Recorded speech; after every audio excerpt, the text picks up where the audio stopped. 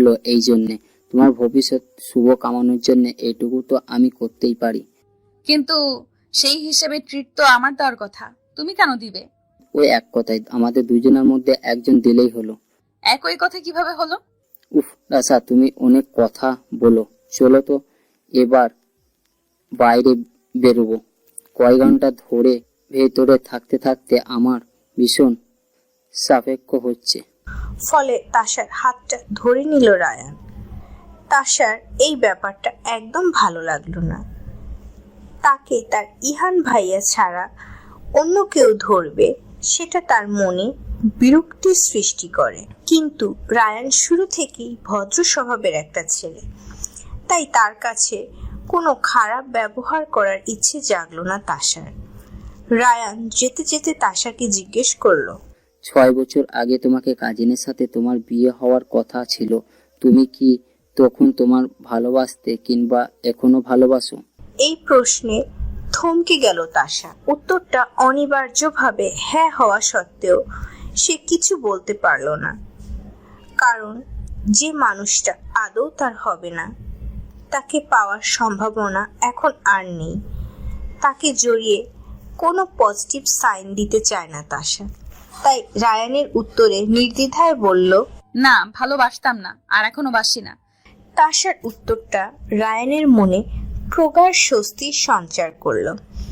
সে মনে মনে এমন কিছু একটাই শুনতে চাচ্ছিল, তাই তাশার মুখে এই কথাটা শোনা মাত্রই একটা স্বস্তির নিঃশ্বাস ফেলল সে। তারপর প্রজ্জ্বল হেসে বলল, তাহলে কাউকে ভালোবাসতে তো এখন আর আপনও তো নেই, তাই না? তাশা নির্লিপ্ত স্বরে বলল, আমার সেসবের কোনো ইচ্ছে নেই, ভালোবাসার কোনো সম্পর্কে জড়াতে চাই না আমি। তাহলে কি সারা জীবন কুমারী থাকবে? জানি না।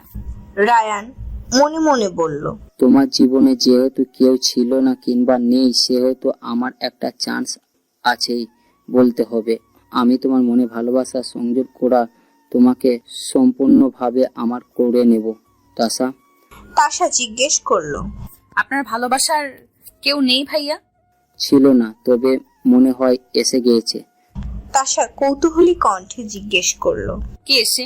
রায়ান তাশার দিকে এক দৃষ্টিতে তাকিয়ে বলল, সময় হলে তোমাকে সবার আগে বলবো। গভীর স্বরে বলল। মিলানের জনপ্রিয় একটি কোম্পানি বেনেটন এ চাকরির ইন্টারভিউ দিতে এসেছিল তানভি, কিন্তু ইন্টারভিউ শেষে সে রীতিমতো রাগে ফুঁসছে। সায়ান কোনোভাবে তাকে ধরে বেঁধে শান্ত করে পার্কের বেঞ্চিতে বসিয়ে রেখেছে, এমনকি পানির বোতল এগিয়ে দেওয়া সহ তানভীর মাথায় আইস কিউব রাখা পর্যন্ত সব কাজ সে করেছে। কিছুক্ষণ আগের ঘটনা। একে একে সকলের ইন্টারভিউ দেওয়া শেষ হলে তানভী সবার শেষে যায় ইন্টারভিউ দিতে। তবে যাওয়ার আগে সে অবাক হয়ে লক্ষ্য করেছিল যতগুলো মেয়ে বের হয়ে আসছিল সবাই কেমন যেন অস্বস্তি নিয়ে এদিক ওদিক তাকাচ্ছিল। তানভী সেসবে তেমন একটা গুরুত্ব না দিয়ে ইন্টারভিউ রুমে ঢুকে যায়, কিন্তু সেখানে ঢুকে সে অবাক হয়ে যায়। রুমে ইন্টারভিউয়ের কোনো আয়োজন কিংবা লোকজন ছিল না, কেবল সেই কোম্পানির মালিক আলেসান্দ্রো কার্লো ডেস্ক চেয়ারে বসেছিল। শুরুতেই তানভীকে আপাদমস্তক একবার নোংরা দৃষ্টিতে পরখ করে নেয় লোকটা। তানভী প্রথমে নিজেকে গুটিয়ে নিলেও পরবর্তীতে লোকটার নোংরা দৃষ্টি এবং কথাবার্তা তাকে প্রথমে অপ্রস্তুত এবং পরে রাগান্বিত করে তোলে। শেষ পর্যায়ে তানভী এক অবাক কাণ্ড করে বসেছিল। তাকে স্পর্শ করতে আসতেই লোকটার প্যান্টের মেইন পয়েন্ট বরাবর একটা কিক মেরে এক দৌড়ে সেই কক্ষ থেকে বেরিয়ে আসে সে। সিকিউরিটি গার্ডরা তার পিছু করলেও অফিসের বাইরে এসে সায়ানের সাহায্যে সে দ্রুত রাস্তায় বেরিয়ে এসে তার সাথে দৌড়াতে থাকে। দৌড়ে হাঁপাতে হাঁপাতে একটা পার্কে এসে বসে দুজন। তানভী রাগে গজগজ করে বলতে লাগলো, ওই শালা বেটার সাহস কত দেখেছো সায়ন ভাইয়া? আমার সাথে উল্টাপাল্টা কাজ করতে চেয়েছিল, ইচ্ছে তো করছিল ওই বাস্টার্ডের চোখ দুটো গেলে দিই। সায়ান স্মিত হেসে পড়ল, লোকটার মেইন পয়েন্ট বরাবর যেভাবে কিক মেরেছো তাতে তার বংশের বাতি জ্বলার সম্ভাবনা খুবই কম মনে হচ্ছে। বেচারা তো মস্ত ক্ষতি করে দিয়েছো তুমি। তানভি ফুঁসে উঠে বলল। তুমি শুধু ওর কথাই ভাবছো শায়ান ভাইয়া? ও যে আমার সাথে কি করতে চেয়েছিল সেটা একবারও ভাবলে না? সায়ান এবার গম্ভীর মুখভঙ্গি করে বলল।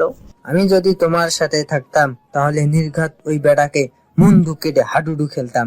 শালা বেয়াদব বাচ্চার সাহস কত বড় আমাদের তানভীর সাথে ওরকম করে। তানভি অন্যদিকে ঘুরে বলল। থাক থাক, হয়েছে হয়েছে, বুঝতে পেরেছি তুমি আমার জন্য কত চিন্তা করো। পরক্ষণে আবার সিরিয়াস হয়ে তানভি বলতে লাগলো। এ পর্যন্ত 4টা চাকরির ইন্টারভিউ দিলাম, অথচ একটাতেও টিকতে পারলাম না। আজকেরটাও হাতছাড়া হয়ে গেল। এভাবে কতদিন আর চাকরি না করে হাত পা গুটিয়ে বসে থাকবো? বাবা মা, তাশা আর তোমাদের প্রতি আমার একটা দায়িত্ব আছে তো। সায়ান অভয় দিয়ে বলল। আরে এত চিন্তা করছো কেন তানভি? আমি, ভাইয়া আর আমাদের বাবা তো আছি তোমাদের খেয়াল রাখার জন্য। তানভি একটা দীর্ঘশ্বাস ফেলে বলল। এমনিতেই তোমরা আমাদের জন্য অনেক করেছো। এই ঋণ আমরা কোনো দিনও শোধ করতে পারবো না। অন্তত আর এত ঋণী না হয়ে ঋণ শোধ করার ছোট্ট একটা উপায় খুঁজতে চাই আমি। সায়ান বিরক্ত হয়ে পড়ল। বারবার ঋণ ঋণ করছো কেন? আমরা কি তোমাদের পর নাকি তানভি? তানভি সায়ানের কথায় পাত্তা না দিয়ে হঠাৎ বেঞ্চের পাশে পড়ে থাকা একটা নিউজ পেপারের দিকে নজর দিল, যেটার ফ্রন্ট পেজে একটি চাকরির বিজ্ঞাপন দেখে তার চোখ আটকে যায়। পেপারটি হাতে নিয়ে সে চোখ বুলাতেই দেখতে পেল ইতালির বিখ্যাত কোম্পানি নিউট্রেলাতে বর্তমান সিইও এর জন্য পিএ নিয়োগের বিজ্ঞাপন দিয়েছে, আর মাত্র একদিন পর ইন্টারভিউ শুরু হবে। তানভি মনে মনে ভাবলো এই সুযোগটা কিছুতেই হাতছাড়া করা যাবে না। ইতোমধ্যে হয়তো অনেকেই এই পদের জন্য অ্যাপ্লাই করে ফেলেছে। তাকেও যত দ্রুত সম্ভব অ্যাপ্লাই করে চাকরির ইন্টারভিউ দিতে যেতে হবে। এই চাকরিটা যে কোনো মূল্যেই তাকে পেতে হবে। তানভি উচ্ছ্বাসিত হয়ে সায়ানকে ডেকে বলে উঠল। এই যে দেখো শায়ান ভাইয়া, নুটেলা কোম্পানিতে সিইও এর জন্য পিএ নিয়োগের বিজ্ঞাপন দিয়েছে। আমার এটাতে অ্যাপ্লাই করে চাকরির ইন্টারভিউ দিতে হবে। সায়ান পেপারটা হাতে নিয়ে বলল। এটা তো ইতালির অনেক প্রখ্যাত একটা কোম্পানি। এই কোম্পানি ইতালির নাম্বার 1 বক্স দখল করে আছে। মেড ইন ইটালির ব্যাকগ্রাউন্ডের মতো সেরা প্ল্যাটফর্ম এটা। এই কোম্পানির পিএ হওয়া মানে তো আমার ভাগ্য বদলে যাওয়া। আরে সেটাই তো বলছি আমি, যে কোনো মূল্যে আমাকে এই পদটা পেতেই হবে। তারপর তানভি কিছুটা ভাবুক হয়ে আনমনে বলল। কিন্তু এই কোম্পানির সিইও কে? গুগলে সার্চ করলেই তো পেয়ে যাবে। Good idea. বলে তানভি দ্রুত ফোন বের করে গুগলে নিউট্রেলা কোম্পানির বর্তমান সিইও লিখে সার্চ করতে অ্যারিস অ্যাড্রিয়ানোর কতগুলো হ্যান্ডসাম পিকচার এবং তার সম্পর্কে যাবতীয় ইনফরমেশন সামনে চলে এলো। 30 বছর বয়সী এরিসের পরিবার, ব্যাকগ্রাউন্ড, শিক্ষাগত যোগ্যতা, লাইফস্টাইল, কোম্পানি সম্পর্কিত যাবতীয় খবরাখবর সেখানে ডিটেলসে বর্ণনা করা আছে। তবে সবকিছুকে উপেক্ষা করে তানভি এক দৃষ্টিতে এরিসের ধারালো সুদর্শন চেহারার দৃঢ় ব্যক্তিত্বময় ছবিগুলোর দিকে তাকিয়ে রইল। তার মনটা অজান্তেই কেমন যেন ধক করে উঠল।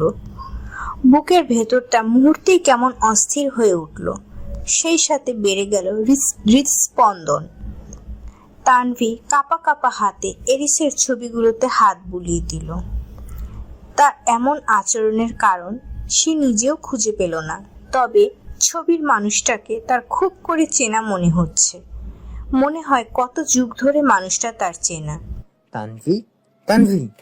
হঠাৎ সায়ানের ডাকে ঘোর কাটল তানভীর। সে কিছুটা অপ্রস্তুত হয়ে বলে উঠল। হঠাৎ করে দুনিয়ায় হারিয়ে গিয়েছিলে তুমি। একবার করে ডাকছিলাম, অথচ তোমার কোনো সারা শব্দ পাইনি। কিছু হয়েছে তোমার? কিছু না। Are you sure? ইয়েস। তুমি কি আগামী পরশু এই ইন্টারভিউর জন্য যাবে? তানভি এক পলক এরিসের ছবিগুলোর দিকে তাকিয়ে থেকে দ্রুত মাথা ঝাঁকিয়ে সম্মতি জানালো। এবার তাহলে চলো, রেস্টুরেন্ট থেকে দুজন একসাথে লাঞ্চ করে নি। সকালে এত করে বললাম, অথচ তুমি ব্রেকফাস্ট করলে না। বাবা এই কথা শুনলেই আমাকে আস্ত রাখবে না। তানভি খিলখিল করে হেসে উঠে বলল। আঙ্কেলকে এত ভয় পাও তুমি? সায়ান দুই হাত প্রসারিত করে লম্বা সুর করে টেনে বলল। প্রচুর। তানভি সায়ানের এমন কাণ্ড দেখে আবারও হাসতে লাগলো। তার সেই প্রাণবন্ত প্রজ্জ্বল হাসির দিকে মুগ্ধ দৃষ্টিতে তাকিয়ে রইল সায়ান, যেন এই হাসি মাখা মুখটার দিকে সে অনন্তকাল তাকিয়ে থাকতে পারবে। তুমি আমার ফোন কেন পিক করছো না ইরিশ? আবার কদিন ধরে দেখাও করছো না, এমনটা করার কারণ কি জানতে পারি? এরিসের অফিসে তার কক্ষে এসে বেশ উত্তেজিত হয়ে কথাগুলো বলল ক্লারা।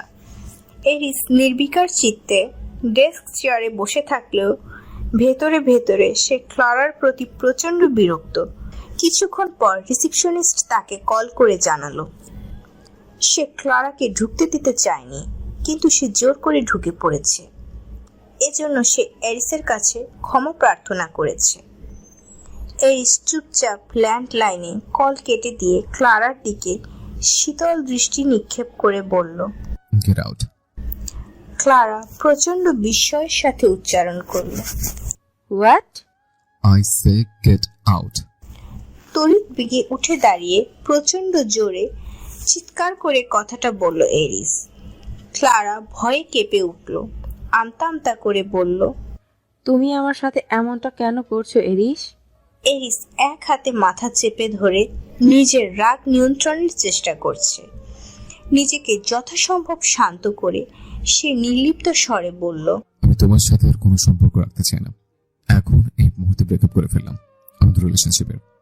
ক্লারা প্রথমে বিস্ময়ে হতবাক হয়ে গেলেও পরক্ষণেই প্রচন্ড রেগে গেল। এরিসের অন্ধকার জীবনের সত্তা সম্পর্কে সে কিছুই জানে না। না জানার ফলে নিজেকে এরিসের সমান ক্ষমতাবান মনে করে একটা ভয়ঙ্কর কাণ্ড করে বসল সে। এরিস কিছু বুঝে ওঠার আগে তার ঠোঁটের পাশে কিস করে ফেলল।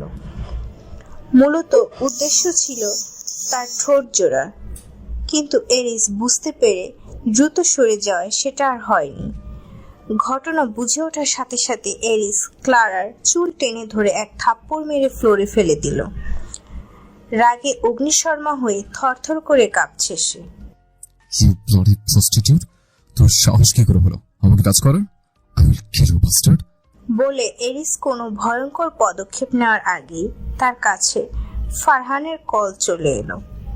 এরিস ফোন রিসিভ করতেই সে বলে উঠল, স্যার, কিছুক্ষণ আগে 25 জন প্রতিনিধির মধ্য থেকে একটা মেয়েকে আমি আপনার পিএ হিসাবে সিলেক্ট করেছিলাম। সে আপনার কেবিনে আপনার সাথে দেখা করতে গিয়েছিল, কিন্তু কোনো একটা কারণে দেখা না করেই সে ছুটে বাইরে বেরিয়ে চলে গেছে। এরিস প্রথমে ব্যাপারটায় একদমই গুরুত্ব দিল না, কিন্তু মেয়েটা কেন এভাবে ছুটে পালানো সেটা জানার আগ্রহ দেখা গেল তার মধ্যে। তাই সে ফারহানকে বলল মেয়েটার বায়োডাটা ইনফরমেশন তার কেবিনে নিয়ে আসার জন্য। এই ফাঁকে ক্লারা দ্রুত কেবিন থেকে বেরিয়ে গেল, কিন্তু এরিসের তীক্ষ্ণ দৃষ্টি থেকে রক্ষা পেল না সে। তবু এই মুহূর্তে তাকে কিছু না বলে যেতে দিল। ফারহান নবনির্বাচিত পিএ এর বায়োডাটা ইনফরমেশন এরিসের সামনে রাখতে সে বেজায় অনিচ্ছা সত্ত্বেও সেটাতে চোখ বোলাতে লাগলো। মুহূর্তের মাঝে তার দৃষ্টি সেখানে স্থির হয়ে যায়। শরীর অস্বাভাবিকভাবে কাঁপতে শুরু করে, হৃদস্পন্দন তীব্রতর হয়ে যায়। তার মনে বিস্ময়, রাগ, ক্ষোভ, অভিমান, অন্যরকম অনুভূতি সবকিছু মিলেমিশে একাকার হয়ে যায়। সামনে থাকা যুবতীর ছবিটা দেখে 6 বছর আগেকার সেই ছলনাময়ী হৃদয় হরণীকে চিনতে তা একটুও বিলম্ব হয় না। কম্পিত এবং শুকিয়ে কাঠ হয়ে যাওয়া গলায় এরিস কোনো মতে উচ্চারণ করলো, শ্বেতামুবাসীরা। ফারহান নিজের বসের এরকম অস্বাভাবিক পরিবর্তন লক্ষ্য করছিল, তারপরও সে নির্বিকার ছিল। বসের কোনো ধরনের আচরণে তার হস্তক্ষেপ করা নিষেধ, কিন্তু এবার বসের ভুল সংশোধন করতে সে ব্যস্ত কণ্ঠে বলে উঠল, স্যার, মেয়েটার নাম তানভি আরিয়ানা। এরিস রক্তচক্ষু নিয়ে তাকালো ফারহানের দিকে। ফারহান সেই দৃষ্টির অনলে একদম চুপসি বিড়াল হয়ে গেল। সাথে সাথেই দৃষ্টি নত করে নিল সে। এরিস জোরে জোরে শ্বাস প্রশ্বাস নিচ্ছে। গ্লাসের পানি পুরোটা শেষ করে সে ফারহানের উদ্দেশ্যে আদেশ তীক্ষ্ণ কণ্ঠে ছুড়ল। এক্ষুনি মেয়েটাকে যেখান থেকে পারো খুঁজে বের করবে। আমার ওকে চাই মানে চাই, আর ওর ব্যাপারে সকল ইনফরমেশন আর বায়োডাটা কালেক্ট করবে। উনার ব্যাপারে সকল ইনফরমেশন আর বায়োডাটা তো এই ফাইলের মধ্যেই আছে স্যার। হুম, এটা নয়, ওর পার্সোনাল লাইফের পুঙ্খানুপুঙ্খ সকল ইনফরমেশন আমার জানা চাই, সাথে ওর ফ্যামিলি ব্যাকগ্রাউন্ড সবকিছু। ফারহান মাথা নাড়িয়ে বিনয়ের সাথে বলল, ওকে স্যার, কয়েক ঘন্টার মধ্যেই কাজ হয়ে যাবে। তারপর ওই মেয়েকে আপনার সামনে এনে হাজির করব। এরিস ফারহানের দিকে তীক্ষ্ণ দৃষ্টিতে তাকিয়ে বলল। ওকে ওই মেয়ে বলার সাহস তোমাকে কে দিয়েছে? ফারহান ঢোক গিলে বলল, তাহলে কি করব বলেন স্যার? সেটা ম্যাম বলবে। ফারহানের একবার বলতে ইচ্ছে হলো, ওর নাম তো শ্রেতা নয় স্যার, তানভি। তাহলে বারবার শ্রেতা শ্রেতা করছেন কেন? কিন্তু এই প্রশ্ন জিজ্ঞেস করার সাহস আর হলো না ফারহানের। এরিসের রক্তচক্ষুর সামনে সে দ্বিতীয়বার পড়তে চায় না। ফারহান চলে যেতেই এরিস টেবিলে থাকা পেপার ওয়েটটা উপরে ছুঁড়ে ক্যাচ করতে করতে বিড়বিড় করে শক্ত কণ্ঠে বলতে লাগলো, যে তোমাকে খুঁজতে পুরো ইটালি আমি তন্ন তন্ন করে ফেলেছিলাম। 6টা বছর পাগলের মতো খুঁজে বেরিয়েছে, বাংলাদেশ সহ অসংখ্য দেশ। সেই তুমি কিনা আজকে নিচে থেকে আমার কাছে ধরে দিলে। এবার তো আর মুক্তি পাবে না তুমি। সেটা মহসিরা, তোমাকে আমার স্বর্ণের খাঁচায় বন্দি করার প্রস্তুতি নিচ্ছি আমি। সেখানে তুমি বন্দি থেকে যন্ত্রণা আজীবন ছটফট করবে, আর আমি সেটা প্রাণ ভরে উপভোগ করব। আমাকে ধোকা দেওয়ার শাস্তি এবার তোমাকে সুদে আসলে ফেরত দেবো আমি। এ জীবনে আমার থেকে তোমার মুক্তি নেই, মাই ফাকিং অ্যাডিকশন। বলেই ভয়ঙ্কর অট্টহাসিতে ফেটে পড়ল এরিস। তার তীব্র হাসির শব্দ সাউন্ড প্রুফ কেবিনের 4 দেয়াল ভেদ করে বাইরে যেতে পারল না। কেবিনের ভেতরেই চারপাশে তা প্রতিধ্বনিত হতে লাগলো। আর কতক্ষণ আমাকে এখানে থাকতে হবে ভ্যালেরিয়া? আমার আর ভালো লাগছে না। এই মুহূর্তে বান্ধবী ভ্যালেরিয়ার সাথে একটি নাইট ক্লাবে অবস্থান করছে তানভি। তানভির পরনে ল্যাভেন্ডার কালারের একটি stylish long frock. Valeria Tanvir Italy best friend. এখানে আসার পর থেকে একসাথে পড়াশোনা করেছে দুজন। তাই অন্য সব ইটালীয় মানুষদের থেকে ভ্যালেরিয়াকে তানভি ভরসা করে বেশি। সম্পর্ক বেশ ঘনিষ্ঠ। তাই সন্ধ্যার পরে তাকে জোর করে এখানে নিয়ে এসেছে ভ্যালেরিয়া। তানভি অনেকবার মানা করলেও সে কোনো বারণ শুনেনি। ভ্যালেরিয়া তানভির দিকে একটা ড্রিঙ্কস এগিয়ে দিয়ে ইটালীয় ভাষায় বলল, কুল বান্ধবী, এত পেনি খাওয়ার কিচ্ছু নেই। এই নে ড্রিঙ্কস কর। খেতে খেতে আমাকে সব ঘটনা খুলে বলতো। কেন তুই তোর সত্য চাকরি পাওয়া অফিসে জয়েন না করে এভাবে ছুটতে ছুটতে চলে এলি, সব বল। তানভি নাক মুখ কুঁচকে বলল, আমি ড্রিঙ্কস করি না ভ্যালেরিয়া, তুই তো জানিস সেটা। ভ্যালেরিয়া গ্লাসটা তানভির হাতে ধরিয়ে দিতে দিতে বলল, আমি জানি তানভীর, আর জানি বলেই তোমার হার্ড ড্রিঙ্কস না দিয়ে সফট ড্রিঙ্কস দিচ্ছি। এটা জাস্ট একটা অ্যাপেল জুস, টেস্ট করে দেখো। তানভি মুখে নিয়ে দেখলো আসলেই এটা আপেলের জুস। তাই সে নির্দ্বিধায় সেটা পান করতে লাগলো। ভ্যালেরিয়া বলল, এবার তোর অফিসের ঘটনাটা খুলে বলতো। তানভি জুস পান করতে করতে বলল, আর বলিস না, নুটেলা কোম্পানিতে চাকরির ইন্টারভিউ দিতে গিয়েছিলাম। ভাগ্য গুণে সিলেক্ট হয়ে গিয়েছিলাম, কিন্তু যেই মাত্র সিইওর কেবিনে ঢুকতে যাব অমনি দেখে একটা মেয়ে সিইও কে কিস করছে। তারপর ওই সিইও মেয়েটাকে একটা দাবাং মার্কা চড় মেরে দিল। ওটা দেখে আমি দিলাম একটা ভো দৌড় আর চলেই এসেছি। ভ্যালেরিয়া প্রথমে বিস্ময়ে হতবাক হয়ে গেলেও পরক্ষণেই খিলখিল করে হেসে দিল। হাসতে হাসতে বলল, লাইক সিরিয়াসলি তানভি, তুই সামান্য এই ঘটনা ভয় পেয়ে এভাবে দৌড়ে চলে এলি, তাও এত বড় একটা কোম্পানিতে অফার হাতছাড়া করে? আমি হলে জীবনেও এমনটা করতাম না। তুই এখনো পুরোপুরি সাহসী হতে পারলি না রে। আর তাছাড়া নিউটেলা কোম্পানির সিইও এরিস অ্যাডওয়ানেলির না আমার বর্তমান ক্রাশ। আমাকে যদি কেউ তার পিএ হয়ে জব করতে বলতো, আমি তো এক পায়ে রাজি হয়ে যেতাম। এই অফার কেউ হাতছাড়া করে নাকি বোকা মেয়ে? তানভি গাল ফুলিয়ে বলে উঠল, আমারও তো শখ নেই ওরকম প্যাচ গোছের মধ্যে থেকে কাজ করার।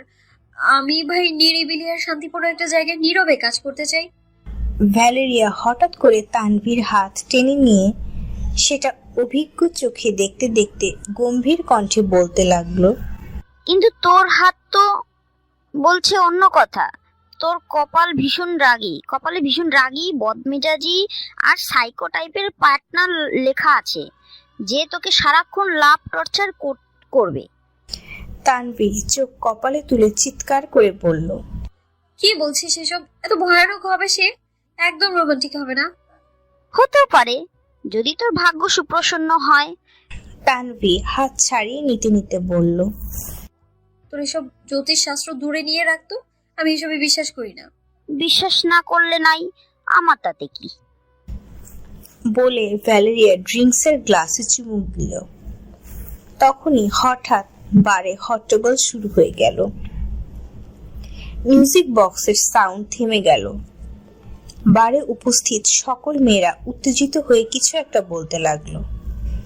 তানভি কান খাড়া করে শুনতেই টের পেল মেয়েগুলো অ্যাড্রিয়ানো বলে চেঁচাচ্ছে। তানভি ভাবছে এই অ্যাড্রিয়ানো আবার এরিস অ্যাড্রিয়ানো নয় তো। তার ভাবনার মাঝে হঠাৎ ভ্যালেরিয়া তাকে ধরে উচ্ছ্বাসিত কণ্ঠে বলে উঠল, দেখ তানভি, কে এসেছে।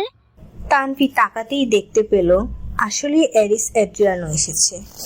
সাদা ফুল হাতা শার্ট, কালো টাই এবং জিন্সের সাথে কালো ওয়েস্টকোট পরনে, হাতে রোলেক্স ব্র্যান্ডের লেটেস্ট দামি রিস্ট ওয়াচ। ব্ল্যাক স্যুটটা এক হাতে জড়িয়ে ধরা, সিল্কি হালকা বাদামি চুলগুলো এলোমেলো হয়ে ঘাড় এবং কপাল জুড়ে ছড়িয়ে আছে। সুদর্শন মুখের সম্মোহনী চাহনিতে সকলে বিমোহিত হয়ে পড়েছে। তানভি নিজেও বাদ গেল না তাদের মধ্য থেকে। এরিস সকল মেয়েদের মাঝখান থেকে তাদেরকে উপেক্ষা করে সরাসরি ভ্যালেরিয়া আর তানভির সামনে এসে দাঁড়ালো। তার ঠোঁটের কোণে ঝুলে আছে সূক্ষ্ম সম্মোহনী হাসি। তীক্ষ্ণ নজর কাড়া চোখে তানভির দিকে এক দৃষ্টিতে তাকিয়ে রয়েছে সে। এতে তানভি অপ্রস্তুত হয়ে চোখ সরিয়ে নেয়। ভ্যালেরিয়া উচ্ছ্বসিত হয়ে এরিসের উদ্দেশ্যে বলতে লাগলো, আমার বিশ্বাস হচ্ছে না, বিশ্বাস করতে পারছি না আমি আমার চোখের সামনে এরিস অ্যাড্রিনালির নামে চোখে পড়ে সামনে। আপনাকে নিজের চোখের সামনে দেখার আমার কতদিনের স্বপ্ন ছিল আপনি তা জানেন না। আমার বর্তমান ক্রাশগুলোর মধ্যে টপ পজিশনে রয়েছেন আপনি। আপনার একটা অটোগ্রাফ নেওয়ার জন্য নেওয়া যাবে মিস্টার অ্যাডওয়ানি? এরিসের ভ্যালেরিয়ার বকবক কানেই যাচ্ছে না। তার সম্পূর্ণ দৃষ্টি এবং মনোযোগ তানভির দিকে স্থির হয়ে আছে। তানভি যে সেই ধারালো দৃষ্টির আঘাতে একেবারে কুঁকড়ে যাচ্ছে সেদিকে তার বিন্দুমাত্র ভ্রুক্ষেপ নেই। ভ্যালেরিয়ার বকবক বেশি হওয়াতে এরিস বিরক্ত হয়ে তার পেছনে থাকা ফারহানকে কিছু একটা ইশারা করলো। ফারহান এগিয়ে এসে গম্ভীর কণ্ঠে ভ্যালেরিয়ার উদ্দেশ্যে বলল, সেনরিটা, প্লিজ স্যারকে বিরক্ত করবেন না। আপনার যা কিছু বলার আমাকে বলুন, আমি পরবর্তীতে স্যারকে সেসব বলে দিব। ভ্যালেরিয়া বিরক্ত হয়ে ফারহানের দিকে তাকিয়ে বলল, আপনি আমাকে স্যানিটারিরা বললেন কেন? কারণ আমি স্যাম্পনি ভাষায় দক্ষ, আর সেই ভাষায় অবহিত মেয়েদেরকে সোনরিটা বলা হয়। আমি তো আপনার নাম জানি না, তাই সোনরিটা বললাম। আমাকে দেখে কি আপনার অবিবাহিত মনে হলো? কেন? এমনিতেই। এমনি কেন? আমি তো ম্যারিডও হতে পারি। উফ, আপনি এত কথা বলেন কেন? ম্যারিড থাকলে নিশ্চয়ই এই বারে আপনি আপনার বান্ধবীকে নিয়ে আসতেন না। আপনার বয়ফ্রেন্ড অথবা হাজব্যান্ড আপনার সাথে থাকতো। কেউ যেহেতু সাথে নেই, তাই আপনাকে আনম্যারিডই বলা যায়। ভ্যালেরিয়া বাঁকা হেসে বলল, brilliant, I am impressed. Farhan ভ্যালেরিয়ার হাত ধরে টেনে নিয়ে যেতে যেতে বলল, ইমপ্রেস হন আর যাই হন, এখান থেকে বেরিয়ে তারপর হন। এখন স্যারের নির্দেশ পালন না করলে নির্ঘাত আমার গর্দান যাবে। ওরা দুজন চলে যেতেই এরিস আচমকা তানভীর কোমর টেনে ধরে তাকে নিজের বুকের সাথে মিশিয়ে নিল। তানভী হতবিহ্বল হয়ে এরিসের বুকে আছড়ে পড়ে তার মুখের দিকে তাকালো। এরিসের নির্বিকার শান্ত মুখভঙ্গি দেখে তানভী বেশ অবাক হলো। তারপর নিজেকে ছাড়াতে মুচড়ামুচড়ি করে বলতে লাগলো, কি করছেন মিস্টার অ্যাড্রিয়ানো? দয়া করে ছাড়ুন আমায়। এরিস সেভাবে ধরে রেখে তানভীর সামনে থাকা চুলগুলো ফু দিয়ে উড়িয়ে দিল। মুহূর্তেই তানভীর শরীরে তীব্র শিহরণ বয়ে গেল। একদম চুপচাপ হয়ে এরিসের মুখপানে তাকিয়ে রইল সে। এরিস শীতল কণ্ঠে বলতে লাগলো, আপনার সাথে আমার আসক্তির খুব মিল, জানেন মিস তানভী আরাদিয়া? তানভী অবাক হয়ে জিজ্ঞেস করলো, আসক্তি? আসক্তি, যে বিষাক্তভাবে সত্য আমার শরীরের প্রতিটি রক্তকণিকায় শিরা রন্ধ্রে রন্ধ্রে এবং অস্তিত্ব জুড়ে অনিবার্যভাবে মিশে রয়েছে। আমি জেনে শুনে হেমলোকের মতো মায়ের ঈশান নামক বিষমান করেছে, যে আমাকে জ্বালিয়ে পুড়িয়ে নিঃশেষ করে দিল। তাকে ছাড়ার সাধ্য আমার নেই। জীবনের অন্তিম মুহূর্ত পর্যন্ত অক্সিজেনের মতো আমার তাকে চাই। মিস তানভী আরাদিয়া? এরিসের নিরেট শীতল কণ্ঠে ঘোর ভাঙল তানভীর। অথচ এরিস সামনের দিকে নির্বিঘ্নে গাড়ি ড্রাইভ করে চলেছে। তানভী গুটিসুটি হয়ে তার পাশে ফ্রন্ট সিটে বসে রয়েছে। কিছুক্ষণ আগে বারে তাদের টুকটাক পরিচয় হয়ে গিয়েছে।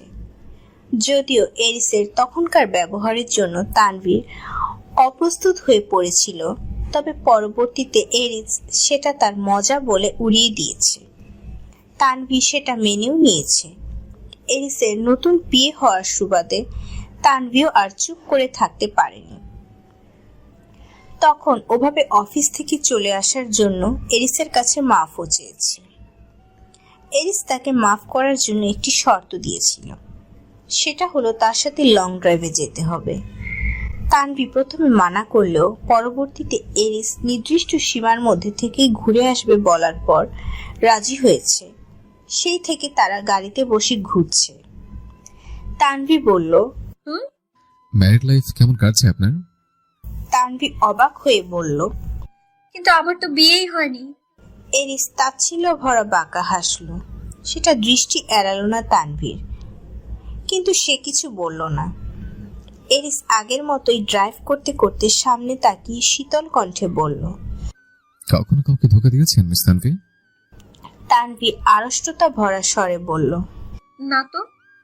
কখনো কারো মন ভেঙেছেন? না। হয়তো এই দুটো কাজই আপনি করেছেন, কিন্তু আপনার কিছু মনে নেই। কি বলতে চাইছেন আপনি? এমন কিছুই করিনি আমি। হঠাৎ এরিসের চোখ মুখ কেমন শক্ত হয়ে উঠল। দাঁতে দাঁত চাপার ফলে চোয়ালদয় শক্ত হয়ে গেল। চোখ জোড়াতে রক্ত জমাট হলো। গাড়ির স্পিড বাড়িয়ে দিল সর্বোচ্চ গতিতে। ফাঁকা প্রশস্ত হাইওয়েতে ব্ল্যাক ল্যাম্বরগিনিটা বাতাসের গতিতে ছুটতে লাগলো। তানভী এতে প্রচন্ড ভয় পেয়ে গেল। সে ভয়ে চিৎকার করে বলে উঠল, এটা কি করছেন মিস্টার অ্যাড্রিয়ানো? প্লিজ এত স্পিডে গাড়ি চালাবেন না, আমার ভয় করছে ভীষণ।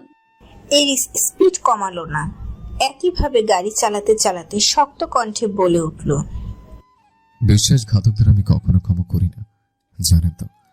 তাদেরকে আমি চালিয়ে পরিয়ে নিঃশেষ করে দিই। তানভী এরিসের কথার আগামাথা কিছুই বুঝতে পারল না।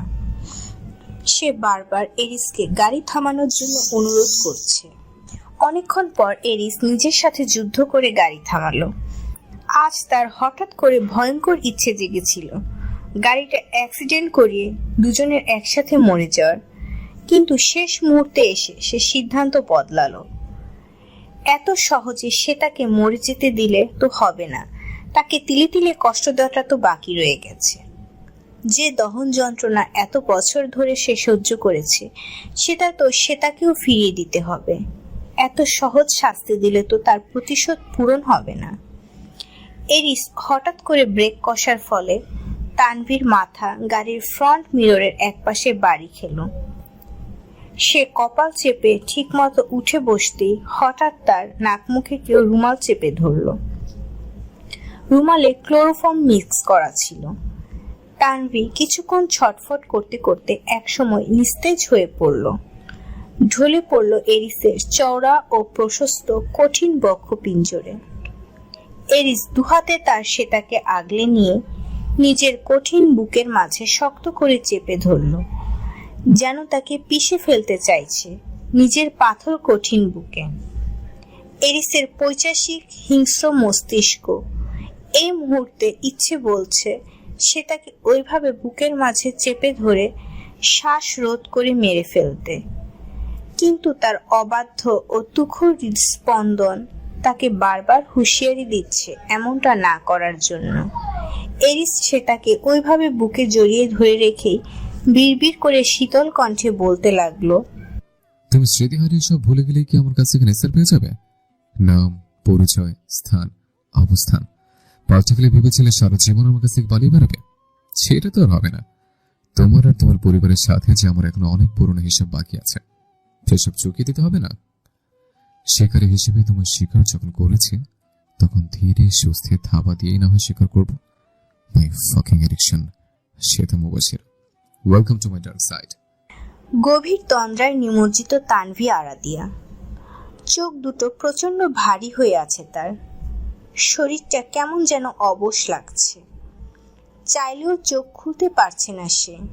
অথচ তার দেহ মস্তিষ্ক স্পষ্ট টের পাচ্ছে তার চোখে মুখে নাকের ডগায় কারো শীতল হাতের অযাচিত স্পর্শ, কারো উষ্ণ নিঃশ্বাস প্রশ্বাস তার চোখে মুখে আছড়ে পড়ছে।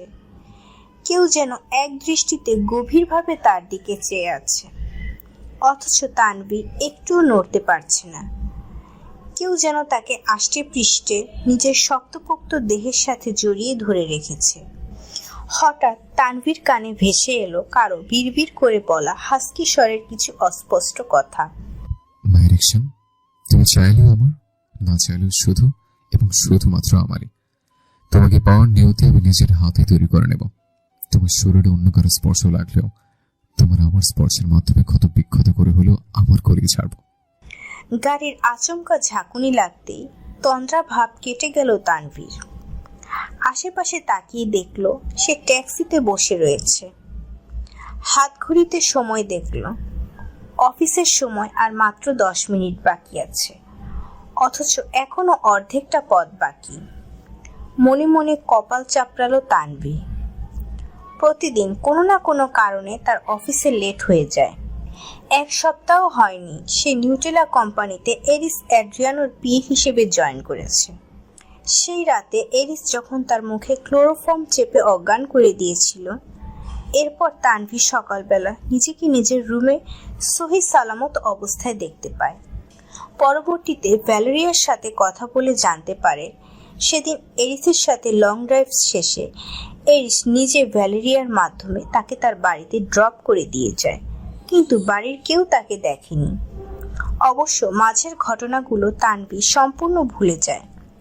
এমনকি এরিসে তার মুখে ক্লোরোফর্ম চেপে ধরেছিল, তার সাথে অস্বাভাবিক আচরণ করছিল, এসব ভ্যালেরিয়াকে জানাতেই সে এসবকে তার নিছক দুঃস্বপ্ন বলে জানায়।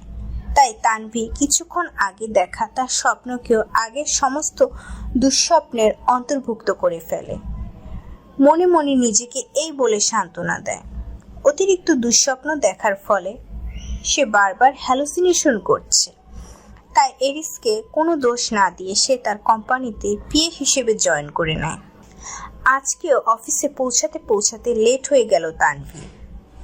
ঠিক 9টা বাজে অফিসে উপস্থিত থাকার কথা থাকলেও এখন বাজে 9:30। তার রকচটা ও বদমেজাজি বস 1 মিনিট দেরিও পছন্দ করেন না, সেখানে কিনা তানভী আজ কাটায় 30 মিনিট লেট করে ফেলল। প্রতিদিনের মতো আজকেও স্যারের গুরুগম্ভীর রামধর্ম খেতে হবে তানভীকে। এসব ভাবতে ভাবতেই পরনের ব্ল্যাক কালারের ফর্মাল স্যুটটা আরেকটু ঠিক করে চোখের চশমা ঠিক করতে করতে তার বসের কেবিনের পাশে তার জন্য নির্ধারিত করে রাখা কেবিনে দ্রুত বসে পড়ল তানভী। আজ না জানি তার কপালে কি শনি আছে। তানভীর পরনে black colour jeans, white shirt আর ব্ল্যাক স্যুট, চোখে চিকন ফ্রেমের স্টাইলিশ একটা চশমা। এই চশমাটাই যেন তার সৌন্দর্যকে অন্যরকম করে তুলেছে। তবে চশমাটা পরলে তাকে অনেক গুলুমুলো আর বেশ কিউট লাগে দেখতে। ব্যাংকস কাট করা, কাঁধ অবধি থাকা ব্রাউন চুলগুলো উঁচু করে ঝুটি করা।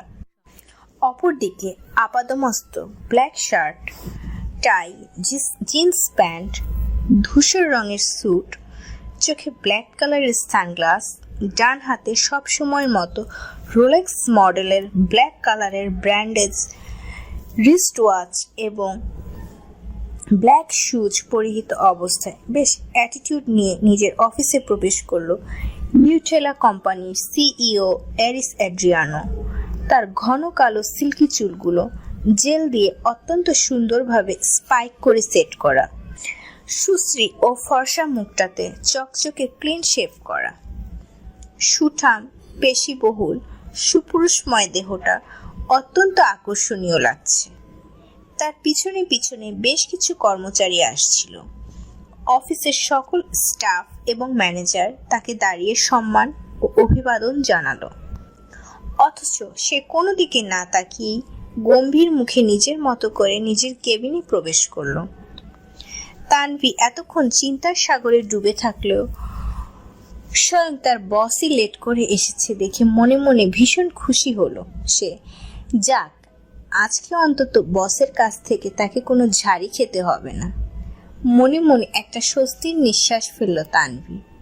তবে তার এই স্বস্তি বেশিক্ষণ টিকল না। কিছুক্ষণ পরেই বসের রুমে ডাক পড়ল তার। সঙ্গে সঙ্গে আত্মাটা কেঁপে উঠল যেন। এরিস অ্যাড্রিয়ানোকে সে শুরু থেকেই প্রচণ্ড ভয় পায় সে। কারণটা অবশ্য তার বস নিজেই। অফিসের প্রথম দিনেই নিজের একটা ভুলে এরিসের মতো রুট ও গম্ভীর স্বভাবের মানুষটার কাছ থেকে প্রচণ্ড এক রামধমক খেয়েছিল তানভি। এরপর থেকে বসকে সে মনে প্রাণে ভয় পায়। সে ভেবে পায় না প্রথম দিন যে মানুষটা তার সাথে এত ভালো বিহেভ করেছিল, এর পরের দিনই হঠাৎ করে এত খারুস হয়ে গেল কি করে। অবশ্য বড়লোকদের ব্যাপার, তারা যখন যা খুশি করতে পারে। তানভীর মতো মধ্যবিত্ত মানুষদের এসব কিছু সহ্য করে নিতে হয়। বুকে ফু দিতে দিতে তানভি ধীরে সুস্থে তার বসের কেবিনে ফাইলগুলো নিয়ে প্রবেশ করল। এরিস অ্যাড্রিয়ানো ডেস্কের পিছনে চেয়ারে উল্টো দিকে ঘুরে বসেছিল তখন। তার হাতে একটি ফাইল উঁচিয়ে ধরা, সম্ভবত সেটা সে পড়ছে। পুরো কেবিনটা একবার চোখ বুলালো তানভি। কেবিনটার পুরো দেওয়াল কাচের তৈরি, উপর নিচ এবং অবশিষ্ট দেয়াল সম্পূর্ণ কালো রঙের। ডেস্ক, টেবিল এবং অন্যান্য দামি আসবাবপত্রগুলো খুব সুন্দরভাবে সাজানো গোছানো। সবকিছুর মধ্যে একটা আভিজাত্য ও শৌখিনতার ছাপ সুস্পষ্ট। আজকে 30 মিনিট লেট করে এসেছো কেন? আচমকা কারো তীব্র গম্ভীর ও শান্ত কণ্ঠে কেঁপে উঠল তানভি। এরিস অফিসের প্রথম দিন থেকেই তাকে তুমি বলে ডাকে।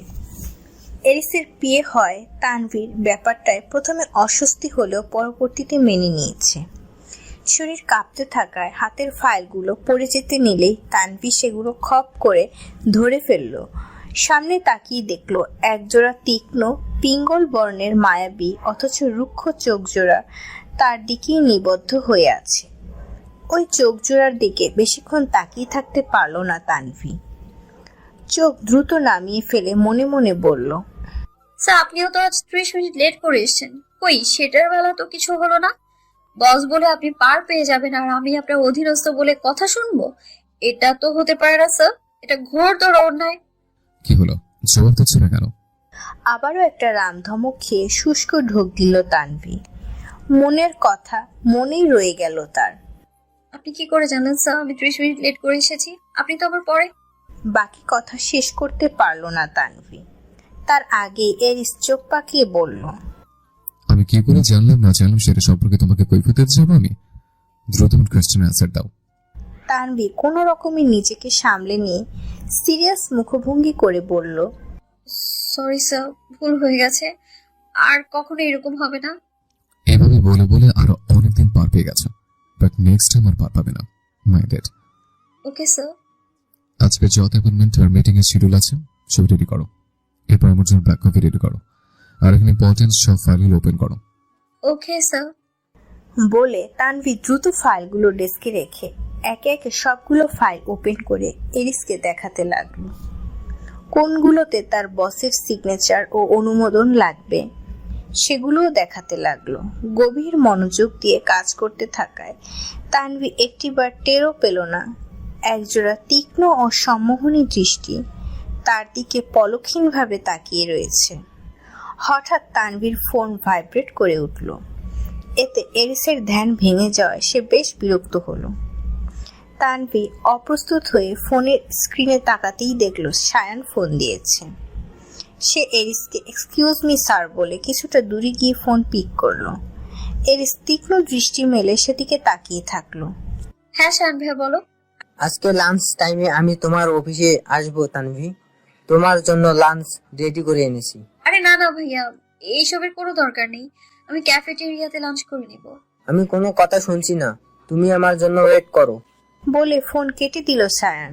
তানভি ফোন রেখে ফিরে আসতে এরিস রুক্ষ স্বরে প্রশ্ন করলো। কে ফোন করেছিল তানভি? তানভি অপ্রস্তুত হয়ে বলল। পার্সোনাল কল ছিল সো। এরিস দাঁতে দাঁত চেপে নিজের রাগ নিয়ন্ত্রণ করে বলল। কলটা এক্স্যাক্টলি কার ছিল সেটা বলো। শায়ান ভাইয়ার। এরিস প্রায় চিৎকার করে বলে উঠল। কে কে? এরিসের চিৎকারে তানভি ভয় পেয়ে এক প্রকার দূরে সরে গেল। এরিস ধীর পায়ে তার দিকে এগোতে এগোতে হিম শীতল কণ্ঠে বলতে লাগলো। ওই ছেলের সাথে তোমার কে? ও কেন ফোন করবে তোমায়? একই পাশে থাকো না তোমরা? কি সম্পর্ক তোমার ওর সাথে? এরিসের এহেন কথাবার্তা এবং আচরণে বেশ ভড়কে গেল তানভি। হঠাৎ সে কিছুটা সাহস সঞ্চার করে বলে উঠল। দেখুন স্যার, আমি আপনার অফিসে চাকরি করি বলে আপনি আমার সাথে এরকম রুড বিহেভ করতে পারেন না, এভাবে কথা বলতে পারেন না আপনি আমার সাথে। আর পার্সোনাল লাইফে আমি কার সাথে কথা বলবো, কার সাথে সম্পর্ক রাখবো, এগুলো তো একান্তই আমার ব্যক্তিগত ব্যাপার, তাই না? কথাগুলো বলে পেছাতে পেছাতে তানভি একেবারে দেয়ালের সাথে মিশে দাঁড়ালো। এরিস রুক্ষ কদমে এগিয়ে এসে তার মুখোমুখি দাঁড়িয়ে তানভিকে মাঝখানে রেখে দেয়ালের দুই পাশে দুই হাত চেপে ধরে স্থির হয়ে দাঁড়ালো। এই মুহূর্তে এরিসের গায়ে গ্রে স্যুটটা নেই। অসাধারণ ফিজিক্যাল ফিটনেসের জিম করা ফর্সা সিক্স প্যাক বডিটা ব্ল্যাক শার্টের সাথে আটসাটভাবে লেগে রয়েছে। পেশিবহুল হাতদ্বয়ে শার্টের লম্বা দুই হাতা কোনোই অবধি ফোল্ড করে রাখা। সুদর্শন গম্ভীর চেহারার সাথে এরিসকে দেখতে মারাত্মক লাগছে। তানভি এক দৃষ্টিতে সেদিকে তাকিয়ে রইল। সেই সাথে এরিসের গায়ের ম্যানলি কড়া পারফিউমের সুঘ্রাণ তাকে মাতাল করে দিচ্ছে। কিছুক্ষণ নীরব থেকে এরিস চোখ মুখ কঠিন করে শীতল ও রাগান্বিত স্বরে বলতে লাগলো। তাহলে তোমার সাথে কিভাবে কথা বলতে পারি আমি? তোমার মতো মেয়ের সাথে আর কিভাবে কথা বলা যায়, যে কিনা কাউকে ধোঁকা দিয়ে নিজের শরীরে পরপুরুষের স্পর্শ? কথাটা বলতে বলতে আচমকা থেমে যায় এরিস। নিজেকে বহু কষ্টে নিয়ন্ত্রণ করে নেয় সে। এক্ষুনি রাগ, ক্ষোভ, কষ্ট সব পেরিয়ে এলে নিজেকে নিয়ন্ত্রণ করতে পারবে না সে। অন্যদিকে তানভি এরিসের কথার আগামাথা কিছুই বুঝতে না পেরে হা করে তার দিকে তাকিয়ে থেকে দাঁড়িয়ে থাকে। তারপর নিজেকে ধাতস্থ করে আচমকা শান্ত স্বরে বলে উঠল। শোন স্যার, এখানে আমার কাজ আপাতত শেষ, আমাকে আমার কেবিনে যেতে দিন। এরিস কোনো কথা না বলে তানভিকে যেতে দিল। তানভি এরিসের পাশে ছোট্ট কেবিনটায় গিয়ে বসে পড়ল। এরিস চেয়ারে বসে পড়ে মনিটর স্ক্রিনে এক দৃষ্টিতে তানভির কেবিনের তাকে পর্যবেক্ষণ করতে লাগলো। এমনিতে সে অফিসে খুব একটা আসতো না, সবসময় ফারহানি সবকিছু সামলাতো। কিন্তু তানভি অফিসে জয়েন করার পর থেকে সে প্রতিদিন সময় করে অফিসে আসে, কেবল পুরোটা সময় তানভিকে দেখার জন্য আর তার সান্নিধ্য পাওয়ার জন্য। লাঞ্চ টাইমে সকল স্টাফদের যখন বিরতি দেওয়া হয় তখন তানভির সাথে বাহিরের একটি ক্যাফেটেরিয়াতে দেখা করতে আসে সায়ান। সেটা দেখতে পেয়ে প্রচণ্ড রাগে হিতাহিত জ্ঞানশূন্য হয়ে নিজের কেবিনেই তাণ্ডব চালাতে থাকে এরিস। ইচ্ছামতো অসহনীয় চিৎকার করতে থাকে। সাউন্ড প্রুফ রুম হওয়াতে কেউ সেটা শুনতে কিংবা দেখতে পায়নি। কিন্তু ফারহান এরিসের এই অবস্থা দেখতে পেয়ে দ্রুত তার রুমে ছুটে আসে। এরিস তখন রিভলভারে বুলেট লোড করে সায়ানকে শুট করার উদ্দেশ্যে বাইরে ছুটে যাচ্ছিল। ফারহান অনেক কষ্টে জাপটে ধরে তাকে থামায়। ফারহান অসহায় কণ্ঠে অনুনয় করে বলল, কি করেছেন স্যার? এভাবে উত্তেজিত হবেন না প্লিজ। এরকম করলে পরিস্থিতি আরো বিগড়ে যাবে। এরিস রাগে ফুঁসতে ফুঁসতে বলল, আমাকে ছেড়ে দাও ফারহান, আমি বাস্টার শায়ানকে আজকে ছাড়বো না। ও আমার কলেজে আগুন ধরে দিয়েছে। আর ওই শ্বেতা, ওকে আমি ছাড়বো না। অনেক সুযোগ দিয়েছে ওকে, অনেক ইঁদুর বেড়াল খেলা হয়েছে। এবার ওকে সম্পূর্ণভাবে আমার কাবুতে নিয়ে নেব, দেখিয়ে দেব নিজের আসল রূপ। ফারহান এরিসের মনোযোগ অন্যদিকে ঘুরাতে বলে তড়িঘড়ি করে বলে উঠল, স্যার, আপনার কথা মতো আমি ক্লাবা মেয়েটার ঠোঁট সহ সম্পূর্ণ মুখ জ্বালিয়ে দিয়েছি। আপনার সাথে অসভ্যতামি করার উচিত শিক্ষা দিয়েছি মেয়েটাকে। তবু এরিস যেন শান্ত হতে পারছিল না। শায়ানের শার্টের টাই লুজ করতে করতে সে অস্থির হয়ে বিক্ষিপ্ত মেজাজ নিয়ে বলতে লাগলো, তাড়াতাড়ি ম্যারিড রেজিস্ট্রি পেপার রেডি করো। শ্বেতা যেন এই মুহূর্তে এটার ব্যাপারে কিছুই জানতে না পারে। ওর অজান্তে সবকিছু করতে চাই আমি। কিন্তু তাকে পূর্ণভাবে নিজের কবজায় করবেন কিভাবে স্যার? এরিস ডেভিল স্মাইল দিয়ে বলল, সেটার ব্যাপারে মাথায় আছে আমার। যেভাবে ও আর ওর পরিবার আমাকে ফাঁকি দিয়ে 6 বছর আগে পালিয়ে গিয়েছিল, এবার সে প্রতিশোধ নেওয়ার পালা চলে এসছে। এবার সকলের সামনে আমি আমার প্রতিশোধ পূরণ করব। ওকে সম্পূর্ণ আমার কবজায় করে রাখবো, অথচ কেউ কিচ্ছু করতে পারবে না। আর মাত্র কয়েকটা দিন, এরপর আর এই বাস্টার শায়ানকে তো আমি পরে দেখে নিচ্ছি। আমার কলিজা হাতের পরিণাম ওকে আমি হারে হারে বুঝিয়ে দেব। বলে প্রবল অট্টহাসিতে ফেটে পড়ল এরিস। তার রহস্যময় কথাবার্তা আর আচরণ কিছুই বোধগম্য হলো না ফারহানের। কেন তার বস এমনটা করছে সেটাও সে জানে না। তবে এতটুকু বুঝতে পেরেছে যে তানভি মেয়েটা হয়তো তার বসের পূর্ব পরিচিত এবং সে তার একান্ত আপন কেউ। তবে মেয়েটার প্রতি তার এমন আচরণের কারণ সে জানে না। তাই সে ফ্যালফ্যাল করে তার স্যারের দিকে তাকিয়ে রইল।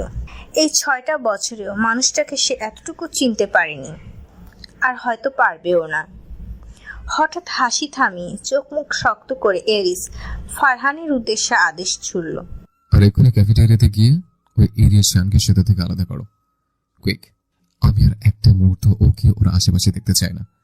আর সবসময় ওর উপর খেয়াল রাখবে যেন সে তার আশেপাশে কখনো খেসতে না পারে। ফারহান বিনয়ী কণ্ঠে বলল, ওকে স্যার। দাঁড়াও ঈশা, কথা আছে তোমার সাথে। আচমকা নিজের বাসার ড্রয়িং রুমে ঈশার হাত টেনে ধরে গম্ভীর স্বরে কথাটা বলল রাত। ঈশা অবাক হয়ে তার থমথমে মুখের দিকে তাকিয়ে থমকে গেল। সে সালেহা বেগমের কথায় তাদের বাসায় এসেছে। দীর্ঘ 6 বছরে রাদের সাথে তার বন্ধুত্বের ফলে তাদের সম্পর্ক আপনি থেকে তুমিতে নেমে এসেছে। রাত এবং তার মা বাবার তার সাথে সম্পর্ক রয়েছে ঘনিষ্ঠ। ঈশা অবাক হয়ে জিজ্ঞেস করল, কি হয়েছে তোমার রাত, হঠাৎ এমন করছো কেন? রাত নিজের হাতে থাকা কয়েকটি ফাইল ঈশার হাতে ধরিয়ে দিয়ে শীতল কণ্ঠে বলল, তুমি তোমার বাবাকে বলে তোমাদের কোম্পানিতে আমার চাকরির ব্যবস্থা করেছো? ঈশা মাথা নত করে নিল। রাত হঠাৎ ধমকে উঠে বলল, কি হলো, জবাব দাও। ঈশা কেঁপে উঠল। সালেহা বেগম কিচেন থেকে দৌড়ে এসে ঈশাকে আগলে ধরে রাদের উদ্দেশ্যে বলতে লাগলেন, মেয়েটাকে এভাবে ধমকাচ্ছিস কেন রাত? কি হয়েছে? রাত কোনো কথা না বলে এক হাতে নিজের কপাল চেপে ধরল। তারপর চিবিয়ে চিবিয়ে ঈশার উদ্দেশ্যে বলতে লাগলো, আমি কখনো কারো দয়া বা করুণা চাইনি, আর চাইবো না ঈশা। নিজের প্রচেষ্টায় যখন পড়ালেখা শেষ করে 4 বছর ধরে একটা প্রাইভেট কোম্পানিতে চাকরি করতে পেরেছি, তখন তোমার বাবার কোম্পানিতে ম্যানেজার পোস্টে চাকরি করতে যাওয়ার কোনো লোভ আমার নেই। আমাকে নিয়ে তোমার এসব দয়া বা করুণা বন্ধ করলে আমি খুশি হব। ঈশা ছলছল চোখে রাদের দিকে তাকিয়ে ভেজা কণ্ঠে বলল, আমি তোমাকে দয়া বা করুণা করছি না রাত, তুমি এই পোস্টের জন্য যোগ্য বলে আমি বাবার কাছে তোমার জন্য সুপারিশ করেছিলাম। রাত রুষ্ট কণ্ঠে বলল, আমি বলেছিলাম তোমায় আমার জন্য সুপারিশ করতে? আমার এত বড় পোস্টে চাকরি করার কোনো দরকার নেই। আমি আমার ছোটখাটো চাকরি নিয়ে বাবা মাকে নিয়ে সুখে আছি, তোমার এর মধ্যে নাক গলাতে হবে না। রাদের একের পর এক তিক্ত কথায় বড্ড অভিমান জমল ঈশার মনে। সে চোখ মুছে কোনো মতে পার্সটা নিয়ে দৌড়ে বাড়ি থেকে বেরিয়ে গেল। সালেহা বেগম সেদিকে করুণ চোখে তাকিয়ে থেকে রাতকে ধমকে বলে উঠলেন, তুই মেয়েটার সাথে ওভাবে কথা কেন বললি রাত? তাছাড়া মেয়েটা তো অন্যায় কিছু করেনি। তুই যোগ্য বলেই ওর বাবার কাছে তোর চাকরির জন্য সুপারিশ করেছিল। তুই ওর সাথে এরকম ব্যবহার করে একদম ঠিক করিসনি। মেয়েটা ভালো মন্দ সব সময় আমাদের সাথে ছিল। কত ভালো একটা মেয়ে, এক্ষুনি ওর কাছে ক্ষমা চেয়ে আসবি, বলে দিলাম। রাত কোনো কথা না বলে গটগট করে নিজের রুমে চলে গেল। সালেহা বেগম একটা দীর্ঘশ্বাস ফেললেন। আমিনুল আলম দরজার পাশে দাঁড়িয়ে সবটা দেখছিলেন। রাত চলে যেতেই তিনি সালেহা বেগমের কাছে এসে দীর্ঘশ্বাস ফেলে ভাঙা কণ্ঠে বললেন, আমাদের সুখী সুন্দর পরিবারটা কিভাবে ভেঙে টুকরো টুকরো হয়ে গেল, তাই না সালেয়া? আমাদের ছেলেটা, আমরা কেউ আর আগের মতো হাসি খুশি থাকি না। আমার ভাই, ভাইয়ের বউ, তাদের মেয়েরা আমাদের মাঝে নেই। ওদের ছাড়া সবকিছু কেমন জানি খালি খালি লাগে, অথচ এসব মেনে নিয়েই দিব্যি বেঁচে থাকতে হচ্ছে। বলতে বলতে গলা ধরে এলো আমিনুল আলমের। সালেহা বেগম চোখের পানি সংবরণ করে ভেজা স্বরে বললেন, তা তো বটেই, ওদের অভাব প্রতি মুহূর্তে অনুভব করি আমরা সবাই। ওরা চলে যাওয়ার পর থেকে আমাদের হাসি খুশি শান্তশিষ্ট ছেলেটা কেমন বদমেজাজি হয়ে গিয়েছে। তারিকুল ভাই আর মাইমুনা ভাবির অবস্থাও তেমন। ইহান সেই যে 5 বছর আগে দেশ ছেড়েছে, দেশে এসেছে হাতে গোনা কয়েকবার, কারোর সাথে ঠিক মতো দেখাও করে না ছেলেটা। যতই বাবা মায়ের সাথে ফোনে কথা বলুক, ওদের ভরণ পোষণের দায়িত্ব নেই। ছেলের কাছাকাছি না থাকলে কোনো বাবা মা ভালো থাকতে পারে? আমিনুল আলম স্ত্রীর মাথায় স্নেহের হাত রেখে একটা দীর্ঘশ্বাস ফেলে বললেন, আল্লাহর উপর ভরসা রাখো সালেয়া, ঠিক চাইলে আবারও সবটাই ঠিক করে দিবেন। সালেহা বেগম স্বামীকে জড়িয়ে ধরে চোখ মুছে মাথা নাড়ালেন। তুই আমার সম্পর্কে আননোন ইনফরমেশন হাইওনের কাছে লিক করেছিলি? হাজুনের কাছাকাছি এসে গম্ভীর কণ্ঠে প্রশ্নটা জিজ্ঞেস করলো সিয়ন জুন। হাজুন এতক্ষণ যাবৎ এয়ারপোর্টে যাওয়ার উদ্দেশ্যে রেডি হচ্ছিল। শুধু সে নয়, তাদের ব্যান্ড টিমের প্রত্যেক সদস্য আজ ইটালির উদ্দেশ্যে এয়ারপোর্টে যাবে। সেখানে তাদের জন্য জাঁকজমকপূর্ণ কনসার্টের আয়োজন করেছে ইটালি গভর্নমেন্ট অথরিটি। হাজুন উঠে দাঁড়িয়ে সিয়নের দিকে সরাসরি তাকিয়ে অকপটে উত্তর দিল, হ্যাঁ দিয়েছি। সিয়ন রাগী স্বরে জিজ্ঞেস করলো, কেন দিয়েছিস? কারণ ও তোর সম্পর্কে ইনফরমেশন জানার জন্য আমাকে অনেক দিন যাবৎ খুব বিরক্ত করছিল। এও বলেছিল সে তোকে ভালোবাসে, প্রপোজ করতে চায়, তাই ও যেন তোকে আর বিরক্ত করতে না পারে, এই জন্য আমায় ওকে তোর সিক্রেট কথাটা বলতে হয়েছিল। সিয়ন হাজুনের শার্টের কলার চেপে ধরে দাঁতে দাঁত চেপে শক্ত কণ্ঠে বলল, আমার সিক্রেট কথাটা তোর কারো কাছে রিভিল করাটা উচিত হয়নি। তুই আমার একান্ত প্রিয় বন্ধু বলে তোকে বিশ্বাস করে আমি কথাটা বলেছিলাম। এখন মনে হচ্ছে সেটা করে আমি ভীষণ বড় ভুল করেছি। সিয়নের কথায় হাজুন কিছুটা আঘাতপ্রাপ্ত হলো, তবুও সে তার কাঁধে হাত রেখে নরম কণ্ঠে বলল, কিন্তু তুই তোর এক্স গার্লফ্রেন্ডকে এখনো ভালোবাসিস, সেটা তো আর মিথ্যা নয় ইহান। হঠাৎ হাজুনের মুখে নিজের আসল নাম শুনে চমকে উঠল সিয়ন। তারপর চারপাশে একবার চোখ বুলিয়ে নিয়ে হাজুনের দিকে তাকিয়ে একই রকম শক্ত কণ্ঠে বলতে লাগলো, খবরদার এই নামে আমাকে ডাকবি না বলে দিচ্ছি। এখানকার কেউ যেন আমার আসল নাম, পরিচয়, অতীত সম্পর্কে জানতে না পারে। আর কি যেন বলছিলি? আমি আমার এক্স গার্লফ্রেন্ডকে ভালোবাসি কি না? ও আমার এক্স গার্লফ্রেন্ড কখনোই ছিল না। আমার হৃদগহীনের প্রেয়সী ছিল সে, যাকে মনের অব্যক্ত অনুভূতির কথা বলে আজীবনের জন্য নিজের কাছে ধরে রাখতে চেয়েছিলাম। কিন্তু সে আমাকে তার দেওয়া কথা ভঙ্গ করে ফাঁকি দিয়ে বহু দূরে চলে গেছে। জানি না আর কখনো ফিরবে কিনা সে ফিরে আসলেও আমি আর পেছন ফিরে তাকাতে চাই না। ভালোবাসি না তাকে আমি। কথাটা বলে পেছন ঘুরে তাকালো সিয়ন। তার চোখ ছাপিয়ে অঝোর ধারায় অশ্রু নামতে চাচ্ছে। অতি কষ্টে সেগুলোকে সামলে রেখেছে সে। হাজুন তার সামনে এসে দুবাহুতে হাত রেখে কোমল কণ্ঠে বলল, ভালোই যদি না বাসিস তাহলে তার অতীতের ছবিগুলো এখনো মোবাইলের গোপন অ্যালবামে লক করে রেখেছিস কেন? কেন তোর তাকে দেওয়া নিকনেমে নিজের সবচেয়ে বড় অর্জন প্রিয় ব্র্যান্ডের নাম রেখেছিস? কেন আজও তার কথা মনে হয় করে রাতের আধারে গোপনে একাকী অশ্রু বিসর্জন করিস? কেন আজও অন্য কোনো মেয়ের দিকে ফিরিয়ে তাকাস না? সিয়ন অবাক হয়ে হাজুনের দিকে তাকালো। হাজুন ফিচেল হেসে বলল, ভেবেছিস আমি কিছুই জানি না, কিছুই বুঝি না? আমি তোর সবচেয়ে ক্লোজ ফ্রেন্ড রে। হতে পারে আমাদের দেশ আলাদা, সংস্কৃতি আলাদা, কিন্তু আমাদের বন্ধুত্ব, মানসিকতা সবসময় একই ছিল আর থাকবে আজীবন। সিয়ন হঠাৎ করে হাজুনকে শক্ত করে জড়িয়ে ধরল। হাজুনও একইভাবে বন্ধুকে জাপটে জড়িয়ে ধরল। তাদের এই আবেগঘন বন্ধুত্বপূর্ণ পরিবেশ দেখে টিমের বাকি মেম্বাররাও তাদেরকে ঘিরে ধরল। একে অপরকে জড়িয়ে ধরে আনন্দে উল্লাসে মেতে উঠল পুরো টিম, যেন এ এক সুখী সমৃদ্ধ পরিবার। প্লেনের জানালার পাশের সিটে বসে রয়েছে সিয়ন, তার পাশে হাজুন এবং বাকি সিটগুলোতে অন্যান্য মেম্বাররা। কনসার্টের প্রিপারেশন নিতে হবে বলে অধিকাংশ সদস্য এখন ঘুমে বিভোর, বাকিরা চোখ বন্ধ করে গান শুনে চলেছে। অথচ সিয়নের চোখে ঘুম নেই, না আছে অন্য কোনো কিছুতে ধ্যান। প্লেনের ডিম্বাকৃতির বন্ধ জানালার পর্দা সরিয়ে রাখায় বায়ুমণ্ডলের শুভ্র মেঘমালা আর নীল আকাশ দেখা যাচ্ছে। সেদিকে এক দৃষ্টিতে তাকিয়ে থাকতে থাকতে শুভ্রার মিষ্টি হাসিমাখা চেহারাটা মনে করে ইহান বিড়বিড় করে বলতে লাগলো, সুইট বাটারফ্লাই, তুই যদি আমার নিয়তিতে লেখা থাকিস তাহলে যে কোনো মূল্যে তুই আমারই হবি। তোকে পাওয়া আমি আমার নিয়তির উপরে ছেড়ে দিলাম। আমার ভাগ্যে থাকলে তুই পৃথিবীর যে প্রান্তেই থাকিস না কেন, তোকে আমার হতেই হবে। তুলতুলে নরম বিছানায় উপুর হয়ে শুয়ে রয়েছে এরিস।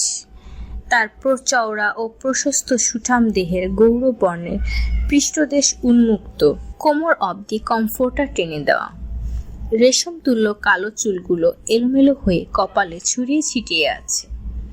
তার নিঃশ্বাস প্রশ্বাসের ঘন আওয়াজ শুনে বোঝা যাচ্ছে যে সে গভীর নিদ্রায় আচ্ছন্ন। এরিসের রুমে ঢুকে সেদিকে এক দৃষ্টিতে তাকিয়ে রয়েছে নীলিমা। এরিসকে এই অবস্থায় দেখতে পেয়ে তার চোখ দুটোতে কেমন যেন নেশা ধরে যাচ্ছে। মনে নিষিদ্ধ ইচ্ছেগুলো মাথাচাড়া দিয়ে উঠছে। সে কাঁপা কাঁপা হাতে এরিসের উন্মুক্ত পিঠে স্পর্শ করল। সম্পূর্ণ পিঠ এক হাতে স্লাইড করতে করতে মাথার চুলে হাত বুলাতে লাগলো। এরপর মুখের কাছাকাছি আসতেই ধীরে ধীরে সে স্পর্শ গাঢ় হল। এতে করে এরিসের গভীর ঘুম হালকা হয়ে গেল। মুহূর্তের মধ্যেই তার সুচতুর মস্তিষ্ক ঘটনা ধরে ফেলতে সক্ষম হলো। তাই তড়িৎ বেগে ঘুম থেকে জেগে উঠে আচমকা নীলিমার গলা চেপে ধরল সে। তার চোখ দুটো রক্তলাল আর মুখমণ্ডল অসম্ভব রকম কঠিন। নীলিমা এরিসের শক্ত হাতের বাঁধন ছাড়াতে চেষ্টা করতে করতে অস্ফুট স্বরে বলতে লাগলো, প্লিজ ছাড়ো এরিস ভাইয়া, আমার কষ্ট হচ্ছে। এরিস রাগে কটমট করতে করতে হিস হিস করে বলল, কোন সাহসে তুই আমার গায়ে হাত দিয়েছিস? তোকে বারবার মানা করেছি আমার থেকে দূরে থাকতে। আমার আশেপাশে ঘেঁচতে মানা করেছিলাম না তোকে? তারপরও কেন বেহার মতো বারবার আমার কাছাকাছি আসছিস? এর পরিণতি খুব খারাপ হবে। আমি তোকে আগেই ওয়ার্ন করেছিলাম। আজকে যদি এমন কাজ করে বসলে তার জন্য তোকে কি শাস্তি দেওয়া যায় বল? নীলিমার চোখে পানি চলে এলো। সে বহু কষ্টে করুণ কণ্ঠে বলতে লাগলো, প্লিজ এবারের মতো আমাকে ছেড়ে দাও এরিস ভাইয়া, আর আসবো না তোমার কাছে, আর স্পর্শ করবো না তোমায়। এরিস আরো কিছুক্ষণ আক্রোশের সাথে নীলিমার গলা শক্ত করে চেপে ধরে রেখে হঠাৎ তাকে পিছনে ঘুরিয়ে এক হাত দিয়ে তার দুই হাত পিছমোড়া করে কঠিনভাবে মুচড়ে ধরল। অন্য হাত দিয়ে তার চিবুক শক্ত করে চেপে ধরল। নীলিমা তীব্র ব্যথায় কোকিয়ে উঠে অস্ফুট আর্তনাদ করতে লাগলো। এভাবে বেশ কিছুক্ষণ যাবৎ নীলিমার চিবুক ও দুই হাত চেপে ধরে রেখে ওকে ধাক্কা মেরে ফ্লোরে ফেলে দিল এরিস। নীলিমা ফ্লোরে পড়ে গিয়ে গলা ধরে কাশতে লাগলো। লাল হয়ে যাওয়া ফর্সা চিবুক ও দুই হাতে কাঁদতে কাঁদতে হাত বোলাতে লাগলো। এরিস উঠে দাঁড়িয়ে গায়ে টি শার্ট জড়াতে জড়াতে তিরিক্ষি মেজাজে বলল, এক্ষুনি বেরিয়ে যা আমার রুম থেকে, আর যেন তোকে রুম কিংবা আমার আশেপাশেও না দেখি। নীলিমা তৎক্ষণাৎ উঠে দাঁড়িয়ে দৌড় দিয়ে কোনো মতে রুম থেকে বের হয়ে গেল। এরিস সেদিকে রক্তচক্ষু নিয়ে তাকিয়ে রইল। শ্বেতা ব্যতীত অন্য কোনো নারীর স্পর্শ তার কাছে বিষের মতো লাগে, কিন্তু যখনই তার মনে পড়ে তার শ্বেতার গায়ে অন্য পুরুষের স্পর্শ লেগে আছে, তখনই পুরো পৃথিবী ধ্বংস করে দিতে ইচ্ছে হয় তার। শ্বেতাকে খুন করে নিজেকেও শেষ করে দিতে ইচ্ছে, কিন্তু আসন্ন প্রতিশোধের নেশা এসব কিছু থেকে বিরত থাকছে সে। মামা, এরিস ভাইয়া কি কোনো দিন আমার হবে না? ওই শ্বেতা চলে যাওয়ার পরে 6 বছর পেরিয়ে গেল, অথচ এখনো পর্যন্ত সে আমার দিকে ফিরেও তাকালো না। বিয়ে করা তো দূরের কথা, এদিকে তার আশায় থাকতে থাকতে আমি এখনো পর্যন্ত বিয়ে করিনি। মাম্মা পাপা কত চাপ দিচ্ছে অন্যত্র বিয়ে করে নেওয়ার জন্য, অথচ আমি তাদের কথা শুনিনি। আর কত কাল এভাবে অ্যারিশ ভাইয়াকে পাওয়ার আশায় বসে থাকবো বলতে পারো মামা? নাহিয়ান খানের রুমে ছুটে এসে চাপা আর্তনাদ করে কথাগুলো বলল নীলিমা। তাকে এই মুহূর্তে বিধ্বস্ত দেখাচ্ছে। নাহিয়ান খান শান্ত ও গম্ভীর দৃষ্টিতে তাকে কতক্ষণ যাবৎ পর্যবেক্ষণ করে নির্লিপ্ত ভঙ্গিতে বলে উঠলেন, তোমার সাথে এরিসের বিয়ে দিতে গিয়ে 6 বছর আগে যে কাণ্ড ঘটিয়েছিলাম সেটা তো তুমি আর তোমার বাবা মা ভালো করে জানো। নিজের ছেলের অ্যাক্সিডেন্ট করানো থেকে শুরু করে ওই শ্রেতা আর তার পরিবারকে নিঃশেষ করে ফেলা, এরিসের চোখে শ্রেতার গায়ে কলঙ্ক লাগানো, কোনো কিছুই বাদ রাখিনি আমি। এত কিছুর পরও এরিস ওই মেয়েকে ভুলতে পারেনি, এখনো পাগলের মতো তাকে খুঁজে চলেছে। যদিও এই পৃথিবীতে এখন তার আর কোনো অস্তিত্ব নেই, কিন্তু সেটা তো আর এরিস জানে না। একটা সময় ওই মেয়েকে খুঁজে না পেয়ে এরিস একদিন ঠিকই তোমার কাছে ফিরে আসবে, সেই পর্যন্ত ধৈর্য ধরো। নীলিমা দুর্বোধ্য হেসে বলল। আর যদি ওই মেয়ে কখনো অ্যারিশের জীবনে ফিরে আসে তখন? নাহিয়ান খান প্রবল আত্মবিশ্বাসের স্বরে বললেন, সেটা অসম্ভব, এমন কখনোই হবে না। না এরিস কখনো ওই মেয়েকে ফিরে পাবে, আর না কখনো আসল সত্যিটা সম্পর্কে জানতে পারবে। আচ্ছা, মেনে নিলাম তোমার কথা, কিন্তু আমি দেবদাসের ফিমেল ভার্সন হয়ে অ্যারিশ ভাইয়ার আশায় আশায় বসে থাকতে পারবো না। তাকে নিজের করে পেতে হলে আমার যা যা করা দরকার হয় আমি তাই করব। নাহিয়ান খান নির্লিপ্ত স্বরে বললেন, আজকে এরিস তোমার সাথে যা করেছে এরপরও সাহস থাকলে করে দেখাতে পারো। নীলিমা অবাক হয়ে জিজ্ঞেস করলো, তুমি সবটা জানো? নাহিয়ান খান ফিচেল হেসে বললেন, এই বাড়িতে এমন কিছুই নেই যা আমার অজানা থাকে। এরিসের হাতে দায়িত্ব বুঝিয়ে দিয়ে আন্ডারওয়ার্ল্ড আর বিজনেস থেকে আপাতত দূরে আছি, কিন্তু দরকার হলে সেটাও ইন্টারফেয়ার করব। আর দেখো নীলিমা, ছেলেটা বহু মাস পর কালাবিয়ারেতে আমার বাড়িতে এসেছে। এখন ওর মাধ্যমে আমার অনেক গুরুত্বপূর্ণ খাদ্য সিদ্ধ হাসিল করে নিতে হবে। তাই এমন কিছু করে ওকে খেপিয়ে তুলো না যার জন্য ও তোমার কোনো ক্ষতি করে বসে কিংবা আমার কাজ হাতছাড়া হয়ে যায়, তখন কিন্তু আমি আর তোমাকে বাঁচাতে পারবো না। নীলিমা কিছুক্ষণ নিশ্চুপ হয়ে থেকে আত্মবিশ্বাসের সাথে বলল, তোমার বোন নাদিরা খানের মেয়ে আমি, আর তোমার একমাত্র ভাগ্নি মুমতাহিনা খান নীলিমা। এত কাঁচা চাল চালবো না। অ্যারিশ ভাইয়াকে আমি আমার করেই ছাড়বো, by hook or by crook. Just watch and see মামা। বলে কুটিল হেসে নীলিমা দ্রুত কদমে হেঁটে বাহিরে চলে গেল। নাহিয়ান খান এক দৃষ্টিতে সেদিকে তাকিয়ে থেকে একটা শয়তানি হাসি হাসলেন। এগুলো কিসের টিকিট রায়ান ভাইয়া? তাশার হাতে রায়ান দুটো টিকিট ধরিয়ে দিতেই তাশা অবাক হয়ে তাকে প্রশ্নটা করলো।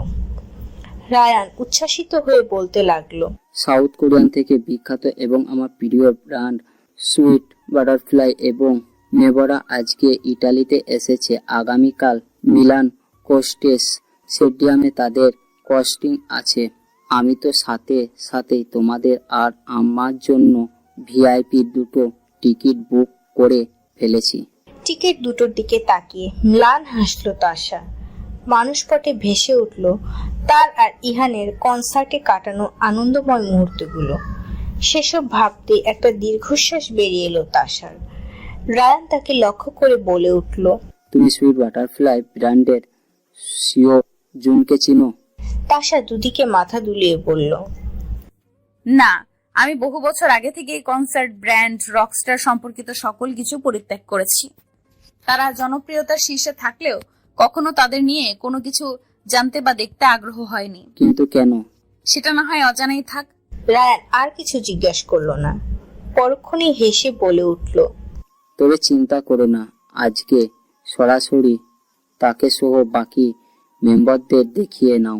আইসিও তুমি সিওন জুইনকে প্রথম দেখে ক্রাশ খেয়ে যাবে। অবশ্য আমার একটু হিংসে হবে। তাশা ভ্রু কুঁচকে জিজ্ঞেস করলো, তোমার হিংসা হবে কেন? রায়ান মাথা চুলকে বলল, তবে তেমন কিছু না। আচ্ছা, এসব কথা বাদ দাও। কনস্টে আমরা কি পরব, কিভাবে যাব, প্ল্যান করি চলো। রায়ানের জোড়াজুড়িতে অনিচ্ছা সত্ত্বেও তাশাকে কনসার্টে যাওয়ার প্রিপারেশন নিতে হলো। একের পর এক নিজেদের ব্যান্ডের জনপ্রিয় গানগুলোর সাথে দুর্দান্ত ডান্স করে স্টেজে পারফরমেন্স করছে সিয়ন এবং তার টিম মেম্বাররা। বরাবরের মতোই মিলানের বিশাল বড় স্টেডিয়ামে লাখো দর্শকের উপস্থিতিতে জায়গাটা লোকারণ্য হয়ে উঠেছে।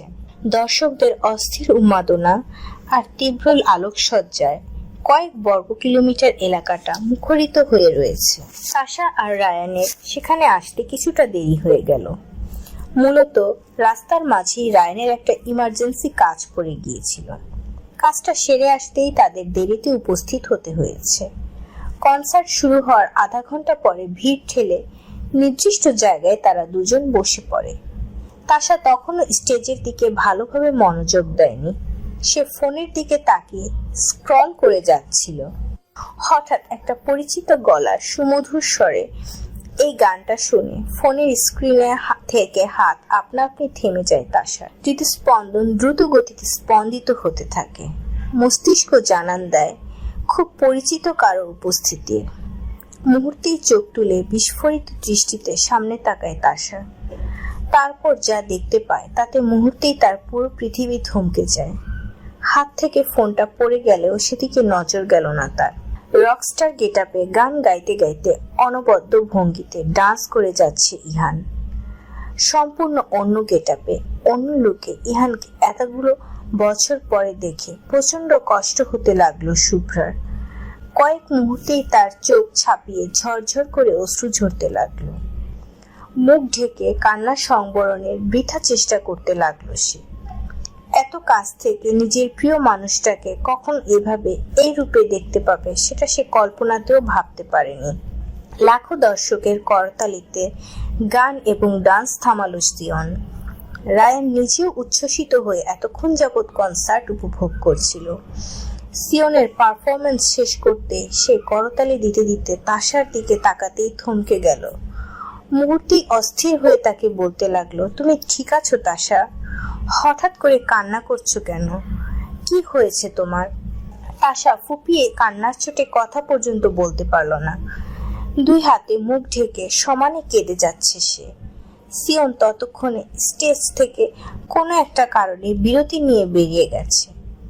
সেদিকে তাকিয়ে তৃষ্ণার্ত কাকের মতো ছটফট করতে লাগলো তাশা। রায়ান একবার তাশার দিকে তো আরেকবার স্টেজের দিকে তাকিয়েও কিছু বুঝতে পারল না। অনেকক্ষণ ধরে সিয়নের উপস্থিতি দেখতে না পেয়ে উপস্থিত ভক্তরা শোরগোল লাগিয়ে দিল। তখনই তাশা রায়ানকে বলতে লাগলো, আমার শরীরটা ভালো লাগছে না রায়ান ভাইয়া, আমি বাসায় যাব।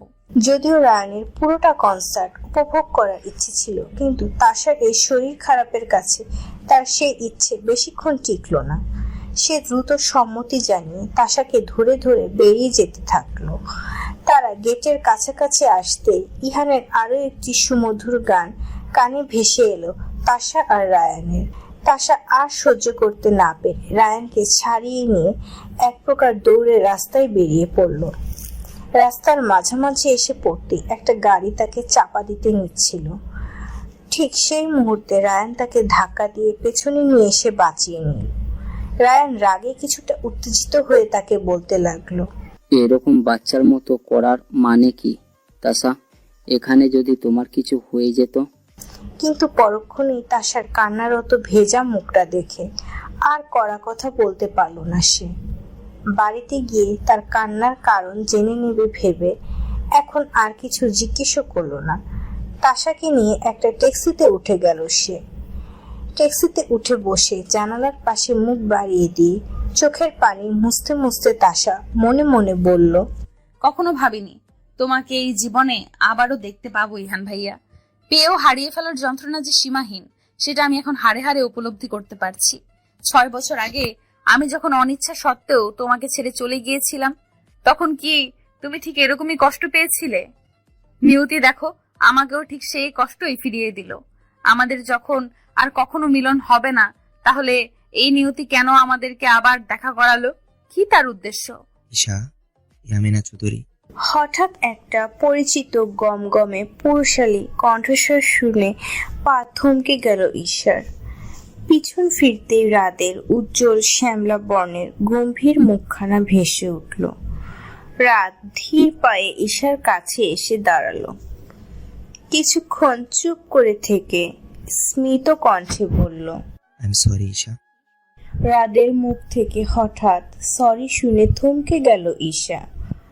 ভ্রুকুচকে জিজ্ঞেস করলো, তা কিসের জন্য সরি বলছেন আপনি? ঈশার মুখে আপনি ডাক শুনে প্রথমে থমকে গেলেও পরক্ষণেই হেসে ফেলল রাত। তারপর মিহি স্বরে বলল, আমার সেদিনের করা মিসবিহেভের জন্য আমাকে ক্ষমা করে দিও। মুহূর্তেই অভিমান উপচে পড়ল ঈশার। না চাইতেও চোখ দুটো পানিতে টুইটুম্বর হয়ে গেল। ঠোঁট ফুলিয়ে সে বলে উঠল, রাখো তোমার সরি আমি অ্যাকসেপ্ট করব না। বলেই উল্টো ঘুরে চোখ দুটো মুছতে মুছতে ছুটে পালাতে চাইল ঈশা, কিন্তু তৎক্ষণাৎ রাত তার পিছনে দৌড়ে গিয়ে তার হাত ধরে নিয়ে নিজের দিকে ঘুরিয়ে ফেলল। ঈশা রাদের বুকে গিয়ে আছড়ে পড়ল। তারপর অভিমান ভরা টলটলে দুটো চোখ রাদের দিকে নিবদ্ধ করল।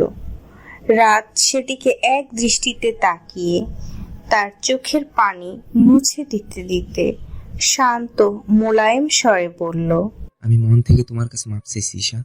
আমার সেদিন ওরকম ব্যবহার করা একদম উচিত হয়নি। পরে মনে মনে আমি প্রচন্ড অনুতপ্ত হয়েছি এবং নিজেও কষ্ট পেয়েছি। প্লিজ আমার সরি অ্যাকসেপ্ট করে নাও। ঈশা গাল ফুলিয়ে বলল, করতে পারি, তবে একটা শর্তে। রাত ভ্রু কুচকে জিজ্ঞেস করলো, কি শর্ত? তোমাকে আমার বাবার কোম্পানি ম্যানেজার পোস্টে চাকরি করতে হবে। মুহূর্তেই রাত গম্ভীর মুখভঙ্গি করে বলল, জেদ করো না ঈশা, এমনটা আমার পক্ষে করা কখনোই সম্ভব হবে না। আমার কাছে আমার আত্মসম্মান সবার আগে। ঈশা সিরিয়াস ভঙ্গিতে বলল, চাকরিটা তুমি নিজের যোগ্যতায় পাচ্ছ রাত, কারণ কিছুদিন আগে থেকে আমাদের কোম্পানিদের ম্যানেজারের পোস্ট খালি হওয়ার বাবা নিউজ পেপারে চাকরির বিজ্ঞাপন দিয়েছিল। তোমার সেই পোস্টে চাকরি করার যোগ্যতা থাকায় তোমার না জানে তোমার সিভি আমি আমার বাবাকে দিয়ে গিয়েছিলাম। বাবার সাথে সাথে তোমার এডুকেশন পারফরমেন্স দেখে রাজি হয়ে গিয়েছিল। তো এখানে আমার সুপারিশের কি দেখলে তুমি? তুমি এই চাকরিটা পাচ্ছ তোমার নিজের যোগ্যতায়। রাত চুপ করে থেকে ঈশার দিকে তাকিয়ে রইল। ঈশা তার দু বাহু ঝাঁকিয়ে বলে উঠল, কি হলো, কিছু বলছো না কেন? ভেবে তোমাকে জানাবো। ভাবা ভাবির কোনো কিছু নেই রাত। আমি যখন বলেছি তুমি চাকরিটা করবে, তার মানে করবে, আর কোনো কথা শুনতে চাই না আমি। অগত্যা ঈশার জোরাজুরিতে রাতকে বাধ্য হয়ে রাজি হতে হলো। ঈশা খুশিতে লাফিয়ে উঠে রাতের এক বাহুর ফাঁকে নিজের হাত ঢুকিয়ে দিয়ে তাকে নিয়ে হেলে দুলে চলতে লাগলো।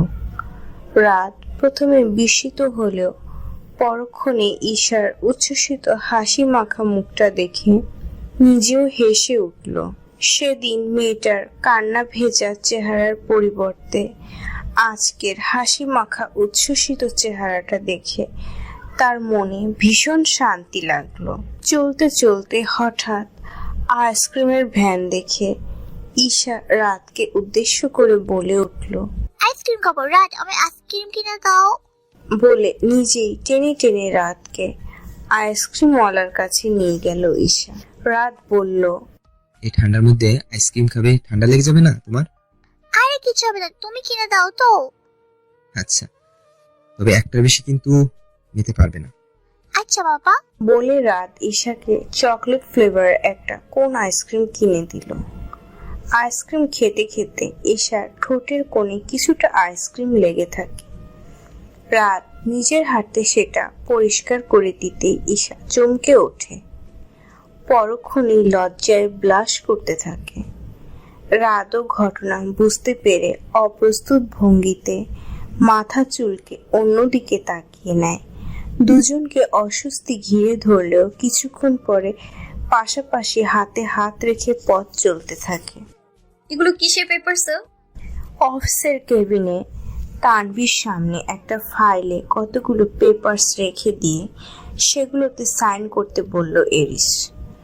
তানভী প্রশ্ন করাতে এরিস বিরক্ত হয়ে বলে উঠল, অফিসের ইম্পর্টেন্ট কিছু পেপারস। ইম্পর্টেন্ট পেপারস তো আমাকে দিয়ে সাইন করাছেন কেন? এরিস বিরক্তিতে বাম ভ্রু আড়াআড়ি ভাবে উঁচিয়ে চোখ দুটো সরু করে বলল, উফ, এত কথা বলো কেন তুমি? যেটা করতে বলেছে সেটা করো। তানভি ফাইলের কাগজগুলোর দিকে তাকিয়ে দেখলো সেগুলো ব্ল্যাঙ্ক হয়ে আছে। সে দ্বিধাগ্রস্ত দৃষ্টিতে এরিসের দিকে তাকিয়ে ফের প্রশ্ন করলো, কিন্তু স্যার এগুলো তো ব্ল্যাঙ্ক পেপার। তো কি হয়েছে? পর্যাপ্ত সময়ের অভাবে লেখাগুলোকে আপাতত তোলা হয়নি। তোমার সাইন হয়ে গেলেই পরবর্তীতে সেগুলোকে অ্যাড করে দেওয়া হবে। কিন্তু স্যার, আর কোনো কিন্তু নয়, যেটা করতে বলেছে সেটা করো। এমনিতে আমাকে অনেক কথা বলে আমার টাইম ওয়েস্ট করেছো। তানভি একরাশ দ্বিধা আর আশঙ্কা নিয়ে কাপা কাপা হাতে পেপারগুলোতে একে একে সাইন করে দিল। এরিস তার দিকে ইগল দৃষ্টিতে তাকিয়ে থাকতে থাকতে একটা রহস্যময় বাঁকা হাসি দিল। তানভীর সাইন হয়ে যেতেই এরিস তার থেকে পেপারগুলো নিয়ে নিজেও তানভীর বিপরীত পাশের জায়গাগুলোতে সাইন করে দিল। এতে তানভীর মনে সন্দেহ আর আশঙ্কা বাসা বাঁধলেও এরিসকে কোনো প্রশ্ন করতে সাহস পেল না সে। সাইন করা শেষে হঠাৎ করে এরিস বলে উঠল, আজকে সন্ধ্যায় মিলানের গ্র্যান্ড হোটেলে কনফারেন্স হলে আমাদের কোম্পানি আর জেনোভিস কোম্পানির মধ্যে মিটিং অনুষ্ঠিত হবে, যেখানে তুমি আমার সাথে উপস্থিত থাকবে। তানভি কিছুটা আটকে উঠে বলল, স্যার আমি? তুমি। কয়টা পর্যন্ত থাকতে হবে স্যার? আমি কাউকে কৈফিয়ত দেওয়া পছন্দ করি না। আমি যখন তোমায় আমার সাথে যেতে বলেছি, তার মানে তোমাকে যেতে হবে। যতক্ষণ সময় লাগুক তুমি আমার সাথে সেখানে থাকবে। এরিসের কথার উপর তানভি আর কোনো কথা বলতে পারল না। চুপচাপ মাথা দুলিয়ে সম্মতি জানালো। এরিস হঠাৎ উঠে দাঁড়িয়ে তানভীর পনিটেল করা ব্রাউন চুলগুলো খুলে দিল। ঝরঝর করে সেগুলো কাঁধ অব্দি ছড়িয়ে পড়ল। এরিস চুলগুলোতে নাক মুখ ডুবিয়ে দিয়ে শ্বাসনালী পর্যন্ত সুঘ্রাণ টেনে নিল।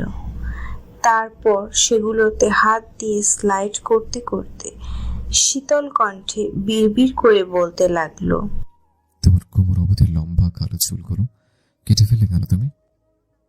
আর এসব কি কৃত্রিম উপায়ে কালো চুলগুলোকে ব্রাউন করে ফেলেছ?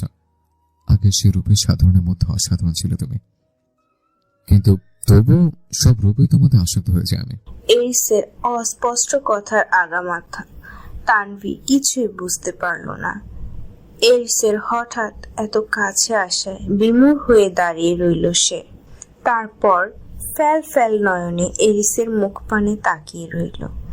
এরিসের হঠাৎ সম্বিত ফিরে আসতেই সে চোখ মুখ গম্ভীর করে তানভীর উদ্দেশ্যে আদেশ ছুড়ল, এখন যাও আমার সামনে থেকে। তানভি নিজেকে ধাতস্থ করে দ্রুত পদে কেবিন থেকে বেরিয়ে গেল। এরিস সেদিকে তাকিয়ে পকেটে হাত গুজে বাঁকা হেসে পড়ল। অবশেষে আমার জ্বালা ধরা দিয়ে ফেললে তুমি। এখন দেখো তোমার সাথে ঠিক কি কি হয় সেটা মুবশিরা। মিলানের প্রশস্ত মসৃণ পিচ ঢালা রাস্তায় ঝাঁকে ঝাঁকে ছুটে চলেছে এক ঝাঁক ব্ল্যাক রোলস রয়েস। সেখানে অবস্থান করছে ইটালির পরাশক্তি মাফিয়া সংগঠন অ্যান্ড্রাঙ্ঘেটা এর একচ্ছ অধিপতি মাফিয়া বস এরিস অ্যাড্রিয়ানো এবং তার মাফিয়া সংগঠনের সঙ্গী কর্মচারীরা। তাদের গন্তব্য মিলানের গ্র্যান্ড হোটেলের conference hall. White shirt, navy blue suit, jeans, হাতে ব্ল্যাক রোলেক্স রিস্ট ওয়াচ, চোখে ব্ল্যাক সানগ্লাস পরিহিত অবস্থায় চুলে কুইফ হেয়ার স্টাইল করা এরিস দৃঢ়চেতা দাম্ভিক ভঙ্গিতে এবং আকর্ষণীয় স্টাইলে এলিভেটর থেকে বেরিয়ে দ্রুত কদমে হেঁটে হেঁটে কনফারেন্স রুমে প্রবেশ করলো। তার পাশাপাশি একই রকমের white shirt, navy blue suit, jeans পরিহিতা তানভি দৃঢ় কদমে ছুটে ছুটে আসছে। ব্যাংকস হেয়ার কাটের স্পা করা ব্রাউন চুলগুলো আজ কাঁধ অব্দি ছেড়ে দেওয়া। এরিস এবং তানভি দুজনকে দেখতে অ্যাট্রাকটিভ পারফেক্ট কাপল বলে মনে হচ্ছে। তাদের পিছু পিছু ব্ল্যাক স্যুট, জিন্স পরিহিত ফারহান এবং অসংখ্য বডিগার্ড ও কর্মচারীরা একই রকম ভাবে ছুটে আসছে। এরিস বাহিনীর সদম্ভ প্রবেশের ফলে মুখরিত হয়ে উঠল আভিজাত্যপূর্ণ কনফারেন্স হলটা। জেনোভেস কোম্পানি মূলত একটি বিজনেস কোম্পানি হলেও তাদের মূল পরিচয় এরিসের মতোই মাফিয়া গ্যাং। যদিও এরিসের সমকক্ষ এখনো তারা হতে পারেনি, তবে জেনোভেস কোম্পানির কর্ণধার আগস্টিনো আলবার্তো সবসময় এরিসকে নিজের প্রতিদ্বন্দ্বী ভেবে তাকে টক্কর দেওয়ার চেষ্টা করে গিয়েছে। তাকে এবং তার ক্রমাগত উন্নতি ও শক্তিমত্তা দেখে প্রতিনিয়ত ঈর্ষায় জ্বলে পুড়ে ছারখার হয়েছে। আজও তার ব্যতিক্রম হয়নি।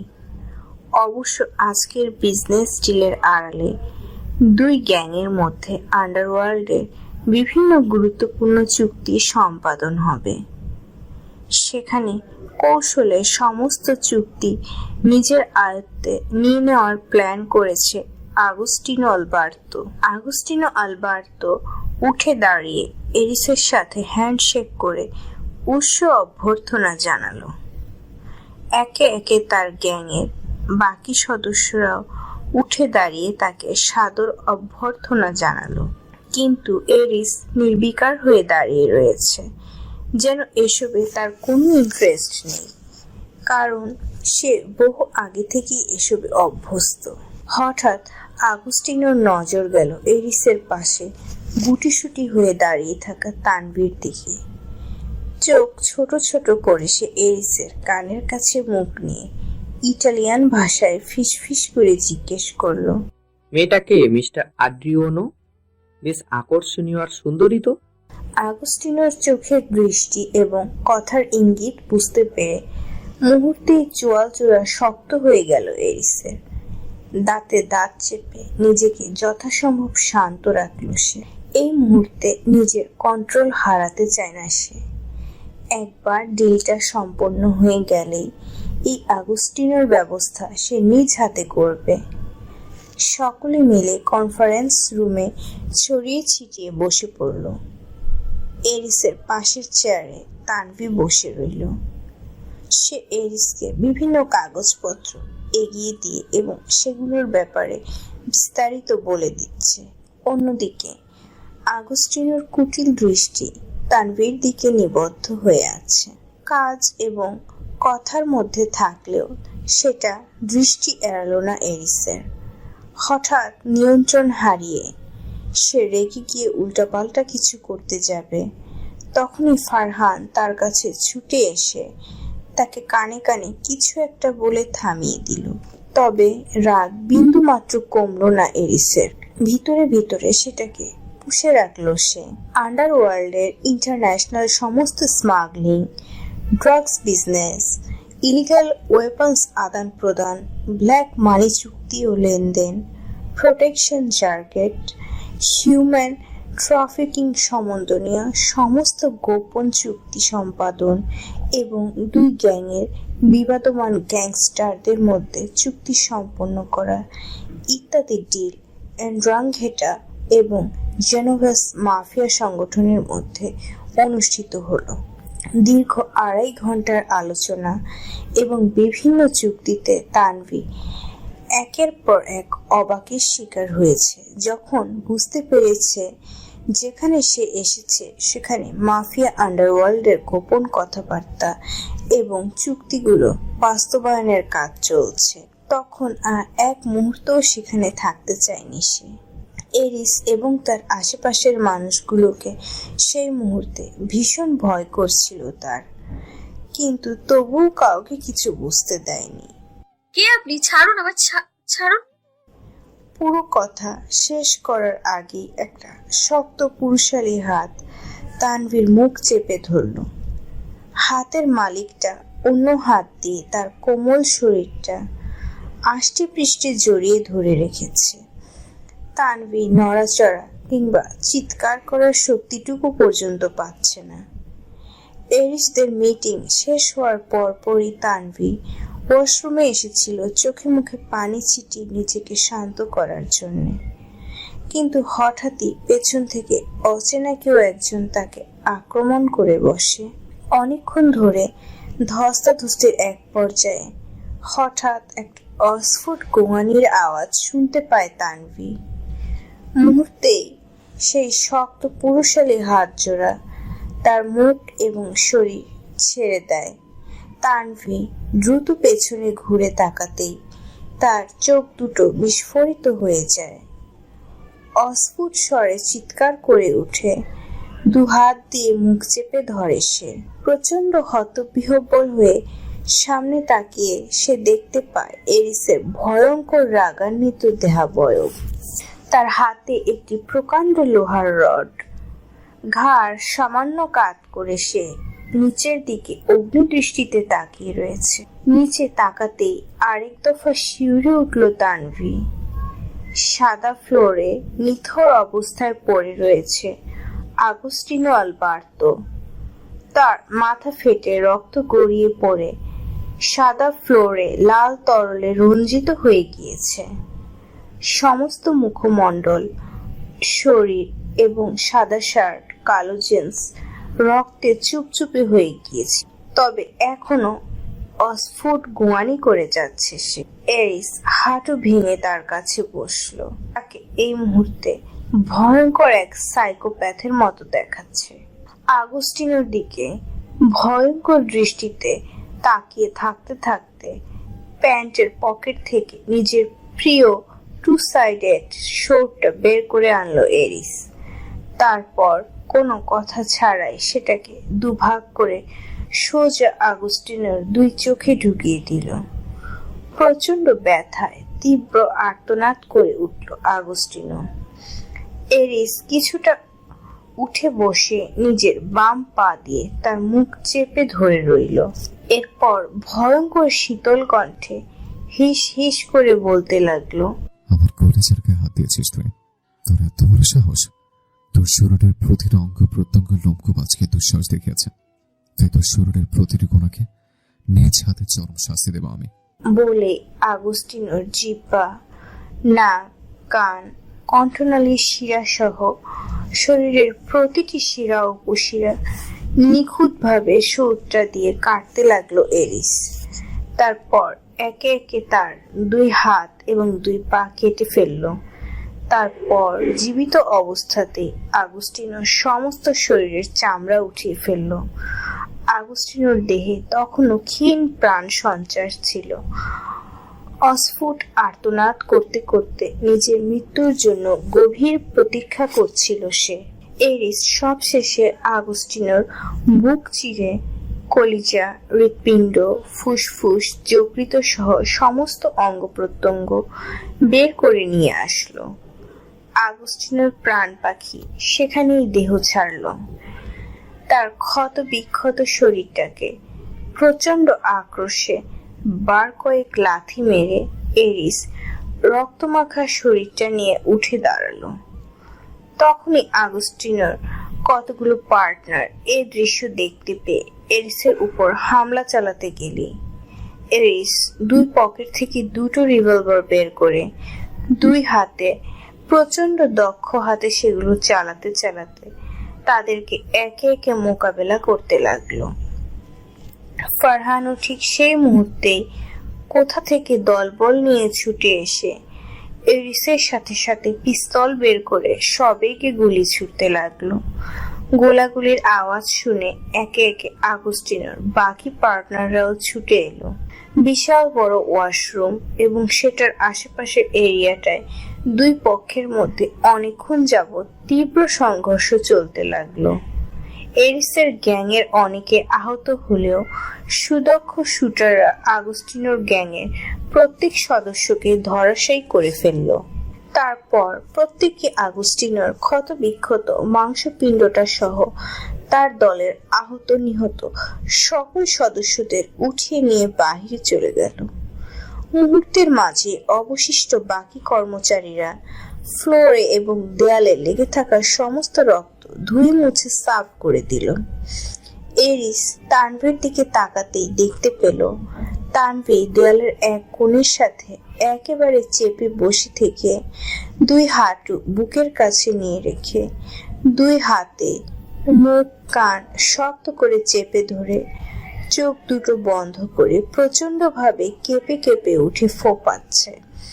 তার শরীর এতটাই তীব্রভাবে ঝাঁকুনি দিচ্ছে যে কেউ প্রথম দেখায় তাকে দেখে মৃগী রোগী ভেবে ভুল করবে।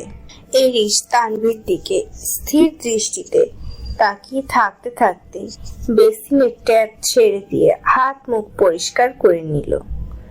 কিছুক্ষণ আগে একটা কর্মচারী তাকে নতুন একটা সাদা শার্ট এনে দিয়েছিল। এরিস সেটা গায়ে জড়িয়ে নিয়ে তানভীর দিকে এগিয়ে গেল। তানভীরকে এক ঝটকায় উঠিয়ে দাঁড় করিয়ে নিজের শক্তপোক্ত বুকের মধ্যে আছড়ে ফেলল। তানভীর তখনও ভয়ানক ভাবে কাঁপাকাঁপি করে যাচ্ছে। এরিসের দিকে তাকাতেও তার ভীষণ ভয় করছে। তার কেন যেন মনে হচ্ছে ঠিক এরকম দৃশ্য সে আগেও কখনো কোথাও দেখেছে, কিন্তু কোথায় দেখেছে তার ঠিকভাবে কিছু মনে পড়ছে না। এরিস তানভীর দিকে স্থির দৃষ্টিতে তাকিয়ে থেকে হিমশীতল কণ্ঠে বলল, it's just a thriller babe. আমার কলিজার দিকে যে তাকাবে, হাত দিবে, তার ঠিক এরকম পরিণতি হবে। তানভীর অনেক কষ্টে সাহস সঞ্চার করে নিজের শুকিয়ে কাঠ হয়ে যাওয়া গলায় ভাঙা ভাঙা কণ্ঠে উচ্চারণ করলো, আপনি মানুষ না, ইউ আর মনস্টার। তানভীর এহেন কথায় এরিসের ক্রোধ সপ্তম আকাশ ছুঁয়ে গেল যেন। মুহূর্তে শান্ত চেহারাটা আগের চিরচরিত সেই হিংস্র পৈশাচিক রূপ ধারণ করলো। তানভীরকে শক্তভাবে চেপে ধরে তাকে ঝাঁকিয়ে চিৎকার করে সে বলে উঠল, Yes, I'm a monster, but I'm not a cheater like you. Tanvir অবাক নয়নে এরিসের পানে তাকিয়ে জিজ্ঞেস করলো, কি চিট করেছি আমি? এরিস ফিচেল হেসে বলল, জানতে পেরে যাবে, খুব তাড়াতাড়ি জানতে পেরে যাবে কি চিট করেছিলে তুমি। নিজের করা কৃতকর্মের শাস্তি পাওয়ার জন্য তৈরি হয়েছে সেটা মবশিরা, আর তার শুরু হবে ঠিক এখন থেকে। কথাটা বলেই আচমকা ঝড়ের গতিতে তানভীর কোমল গোলাপি ঠোঁটদ্বয়ে নিজের লালচে বাদামি পুরুষালী উষ্ণ ঠোঁটজোড়া ডুবিয়ে দিল এরিস। মুহূর্তের মাঝে কেঁপে উঠল তানভীর। প্রথমে প্রচন্ড হতবিহ্বল হয়ে পড়লেও পরক্ষণে ছটফট করে নিজেকে ছাড়াতে নিলেই এরিস আরো শক্ত করে তাকে নিজের সাথে পেঁচিয়ে ধরে। এতে তানভীর নড়তে পর্যন্ত পারে না। ধীরে ধীরে এরিসের ঠোঁটের স্পর্শ তীব্র থেকে তীব্রতর হয়। তার দন্তরাশির বিষাক্ত দংশনে ক্ষতবিক্ষত হয় তানভীর নরম কোমল অধৈর্যরা।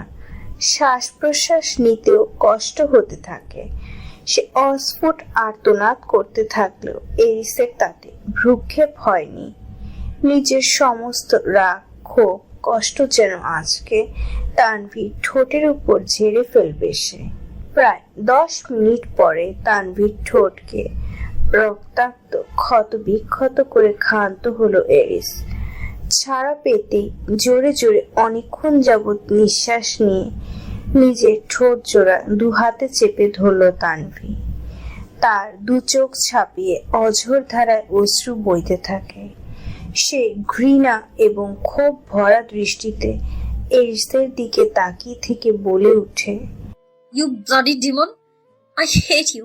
আজকের পর থেকে আমি আর আপনার অফিসে কাজ করব না, আর আর দেখে নিব আমি আপনাকে। বলে কাঁদতে কাঁদতে ছুটে বেরিয়ে যায় তানভীর। এরিস নিজের ঠোঁটের কোণা থেকে রক্তটা মুছে নিয়ে একটা শয়তানি হাসি দিয়ে বিড়বিড় করে হাসকি স্বরে বলতে থাকে, এইটুকুতে হাঁপিয়ে গেলে মাই এডিকশন। তোমার জন্য যে আরো কত ভয়ানক শাস্তি অপেক্ষা করছে সেগুলোকে ফেস করতে হবে না। Get ready for your future surprises my fucking addiction. হঠাৎ এভাবে মনমরা হয়ে আছিস কেন তানভীর? গতকাল রাতে দেখেছিলাম তুই লুকিয়ে লুকিয়ে কান্না করেছিস, আর সবচেয়ে বড় কথা তোর ঠোঁটে এমন ক্ষত তৈরি হলো কিভাবে? তানভীরকে বুকে আগলে ধরে দুশ্চিন্তাগ্রস্ত হয়ে কথাগুলো বলল তাশা। তানভীর তখনও নিথর হয়ে তাশার বুকে ঢলে পড়ে আছে। অনেকক্ষণ নীরবতার পর সে ভাঙা কণ্ঠে শুধালো, আমার অতীত আমি কিভাবে ভুলে গিয়েছি তাশা? কেন আমার কিছু মনে পড়ে না? কি ছিল আমার সেই অতীত? হঠাৎ তানভীর মুখে তার অতীতের কথা শুনতে পেরে আঁতকে উঠল তাশা। দ্রুত তানভীরকে তার বুক থেকে উঠিয়ে শঙ্কিত চিত্তে প্রশ্ন করলো, হঠাৎ তুই তোর অতীতের ব্যাপারে ভাবছিস কেন? তোকে কেউ কিছু বলেছে? তানভীর বিষণ্ণ মুখে বলল, না, কেউ কিছু বলেনি। তারপর তাশার আরো কাছাকাছি গিয়ে সে উদ্গ্রীব হয়ে প্রশ্ন করলো, একটা কথা সত্যি করে বলতো তাশা, আমি কি অতীতে কাউকে ধোঁকা দিয়েছিলাম? কারোর সাথে চিট করেছিলাম? তাশা তানভীর মুখ দু হাতের আঁচলায় নিয়ে মোলায়েম স্বরে বলল, না তানভি, তুই কখনো কাউকে কোনো ধোকা দিসনি। উল্টো তোর সাথে আমাদের সাথে ধোকা হয়েছিল। শেষ কথাটা তাশা অস্পষ্ট কণ্ঠে বলল, যার কারণে তানভি কিছু শুনতে পায়নি। তানভি আবারও প্রশ্ন করলো, সেটা কে তাশা? তাশা এবার দ্বিগুণ ভাবে চমকে উঠল। তারপর চোখ মুখ কঠিন করে বলল, কি হয়েছে তোর? হঠাৎ এইসব উল্টাপাল্টা কথা বলছিস কেন? শ্বেতা নামের কাউকে আমি চিনি না, আর তোরও এই বিষয়ে কিছু জানার দরকার নেই। এইসব কথা বাদ দিয়ে তুই এখন বল, তোর কি হয়েছে? তুই এত মনমরা হয়ে আছিস কেন? আর তোর ঠোঁটে এরকম আঘাত লাগলো কিভাবে? তানভি মুহূর্তেই চোখ মুখ শক্ত করে বলল, আমি আমার চাকরিটা ছেড়ে দিয়েছি তাশা। তাশা অবাক হয়ে জিজ্ঞেস করলো, কিন্তু কেন? ওখানে কিছু হয়েছে তোর? তানভি নির্লিপ্ত কণ্ঠে বলল, না, কিছু হয়নি। আমি ওই পরিবেশের সাথে অ্যাডজাস্ট করে নিতে পারিনি। আর গতকাল অফিস থেকে ফেরার পথে রাস্তায় পড়ে গিয়ে হাত পা ঠোঁটে ব্যথা পেয়েছি। আর এইসব কিছু নিয়েই তো জিজ্ঞেস করিস না তো আমায়। তাশা কিছুক্ষণ চুপ করে থেকে নিজের বোনের মাথায় হাত বুলিয়ে দিয়ে নরম কণ্ঠে বলল, আচ্ছা, আর কিছু জিজ্ঞেস করব না। এখন তুই চুপচাপ শুয়ে থেকে রেস্ট নে। আমি তানভিনকে বিয়ে করতে চাই আঙ্কেল আন্টি। ড্রয়িং রুমে উপস্থিত সকলের সামনে কথাটা বলে উঠল সায়ান। অবশ্য তানভি এখানে উপস্থিত নেই। সে সকাল থেকে দরজা বন্ধ করে নিজের রুমে রেস্ট নিচ্ছে। শাহানা বেগম, সাদমান আলম এবং মাজহারুল আজহার একে অপরের দিকে মুখ চাওয়াচাই করছে। তাশা আর রায়ান এক পাশে দাঁড়িয়ে থেকে অবাক হয়ে সায়ানের দিকে তাকিয়ে রয়েছে। সায়ান প্রথমে বিচলিত হলেও পরক্ষণে নিজেকে ধাতস্থ করে বলতে লাগলো, আমি জানি না এভাবে আমার প্রস্তাবটা দেওয়া উচিত হয়েছে কিনা, কিন্তু আমি শুরু থেকে তানভিনকে ভীষণ পছন্দ করে আসছি, তাই ওকে বিয়ে করার কথা ভাবছি। হয়তো এটাই বলার উপযুক্ত সময়। আর তাছাড়া আমি একটা বড় মাল্টি ন্যাশনাল কোম্পানিতে ভালো পোস্টের চাকরি করি। সেই হিসাবে আশা করি আপনাদের মেয়েকে আমার হাতে তুলে দিতে কোনো আপত্তি থাকবে না আন্টি আঙ্কেল। শেষ কথাটা শাহানা বেগম আর সাদমান আলমের উদ্দেশ্যে বলল সায়ান। সাদমান আলম হেসে বলে উঠলেন, সে তো আপত্তি থাকার কথাই না সায়ন, কারণ আমরা এখানে আসার পর থেকেই তোমাকে চোখের সামনে দেখে আসছি। তুমি যথেষ্ট ভদ্র, মার্জিত এবং যোগ্য ছেলে। তোমার হাতে মেয়েকে তুলে দিতে আমাদের কোনো আপত্তি নেই, কিন্তু তানভীরও তো একটা মতামতের দরকার রয়েছে, তাই আর কি। সাদমান আলমের পুরো কথা শেষ করতে না দিয়ে সায়ান প্রবল আত্মবিশ্বাস নিয়ে বলে উঠল, ওটা নিয়ে আপনি চিন্তা করবেন না আঙ্কেল, আমি ঠিকই তানভিনকে মানিয়ে নেব। আর তাছাড়া আমার মনে হয় তানভিও আমাকে পছন্দ করে। মাজহারুল আজহার এতক্ষণে গম্ভীর কণ্ঠে বলে উঠলেন, সেটা তানভীরকে জিজ্ঞেস করলেই নিশ্চিত হওয়া যাবে। তোমাকে এতটা আত্মবিশ্বাসী হতে হবে না। সায়ান নিচু কণ্ঠে বলল, আচ্ছা ঠিক আছে। শাহানা বেগম বলে উঠলেন, আমার মনে হয় শাহিন বাবা ঠিক কথাই বলেছে ভাইজান। তানভীরের বিয়ে নিয়ে কোনো আপত্তি থাকবে না আমার মনে হয়। আর তাছাড়া মেয়েটাও যথেষ্ট বয়স হয়েছে, এটাই বিয়ে করার উপযুক্ত সময়। কিন্তু আমি তানভীরকে রাজি করিয়ে নিব, ও নিয়ে আপনি চিন্তা করবেন না ভাইজান। এই যে মিস সোনারিটা। হঠাৎ একটি পরিচিত পুরুষালী কণ্ঠস্বর শুনে থমকে দাঁড়িয়ে গেল ভ্যালেরিয়া।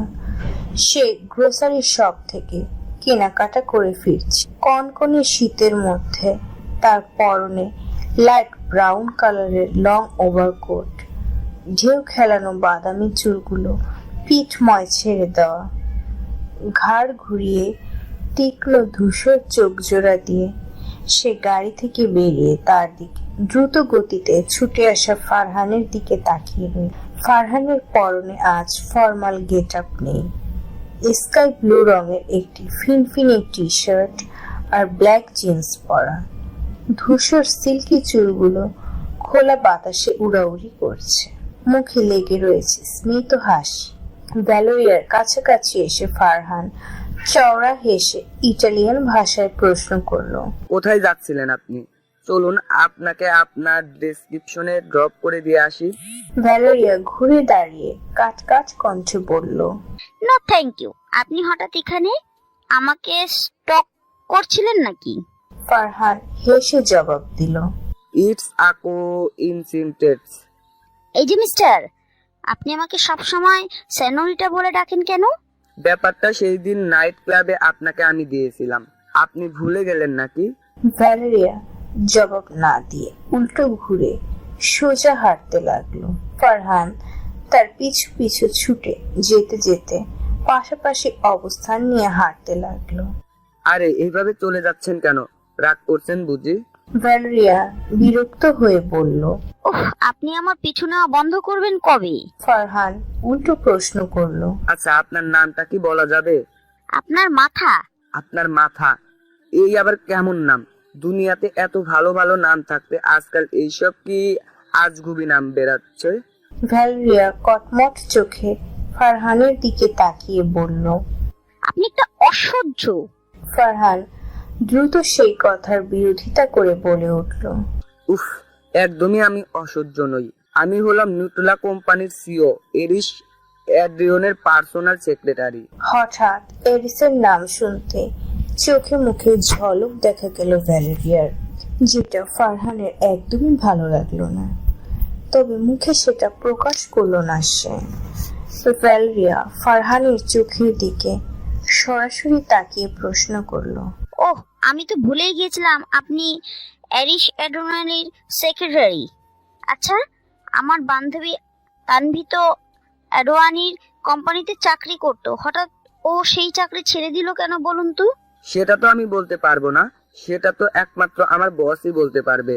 মিস তানভীরের সাথে সে যে কি হয়েছে একমাত্র সেই জানে। শেষের দুটো বাক্য ফারহান বিড়বিড় করে বলল, যার ফলে ভ্যালেরিয়া কিছু শুনতে পায়নি। সেসব পাত্তা না দিয়ে ভ্যালেরিয়া উচ্ছ্বসিত হয়ে ফারহানকে প্রশ্ন করলো, অ্যাডিওয়ানোর সাথে কি আপনার আমার কথা বলিয়ে দিতে পারবেন, অথবা তার কোনো ফোন নাম্বার জোগাড় করে দিতে পারবেন? ফারহান মুখ গোমরা করে উত্তর দিল, একদমই পারবো না। ভ্যালেরিয়া বিচলিত হয়ে প্রশ্ন করলো, কিন্তু কেন? আগে আপনি আমাকে আপনার নাম বলুন। ভ্যালেরিয়া অকপটে উত্তর দিল, ভেলিয়া। কি কাজ করেন আপনি? আপাতত একটা কফি শপে ম্যানেজারের দায়িত্বে আছি। ফ্যামিলিতে কে কে আছে আপনার? উফ, এত প্রশ্ন কেন করছেন? আমার প্রশ্নের উত্তর দিন, না হলে আপনার কাজের কাজ কিছুই করতে পারবো না আমি। অগত্যা মুখ গোমরা করে উত্তর দিল ভ্যালেরিয়া, আমি আর মা। আর কেউ নেই? এই প্রশ্ন শুনে মুখটা বিষণ্ণ হয়ে গেল ভ্যালেরিয়ার। সে তৎক্ষণাৎ মাথা নিচু করে নিল। ফারহান নিজের ভুল বুঝতে পেরে দ্রুত অপরাধী কণ্ঠে বলে উঠল, আই এম সরি মিস সোনারিটা, আমার এত ডিটেলস প্রশ্ন করা উচিত হয়নি। ভ্যালেরিয়া মাথা উঠিয়ে বলল, এবার আপনি আমাকে অ্যাডওয়ানির সাথে দেখা করিয়ে দেওয়ার ব্যবস্থা করে দিন না প্লিজ, অথবা তার ফোন নাম্বারটা আমাকে দিন। ফারহান মাথা চুলকে নিচু স্বরে বলল, উনি তো আমার বস হন, তার উপর এত বড় কোম্পানির সিও। আপনার মনে হয় সে যে আমার এক কথাতেই আপনার সাথে দেখা করতে রাজি হবে কিংবা তার নাম্বার দিবে?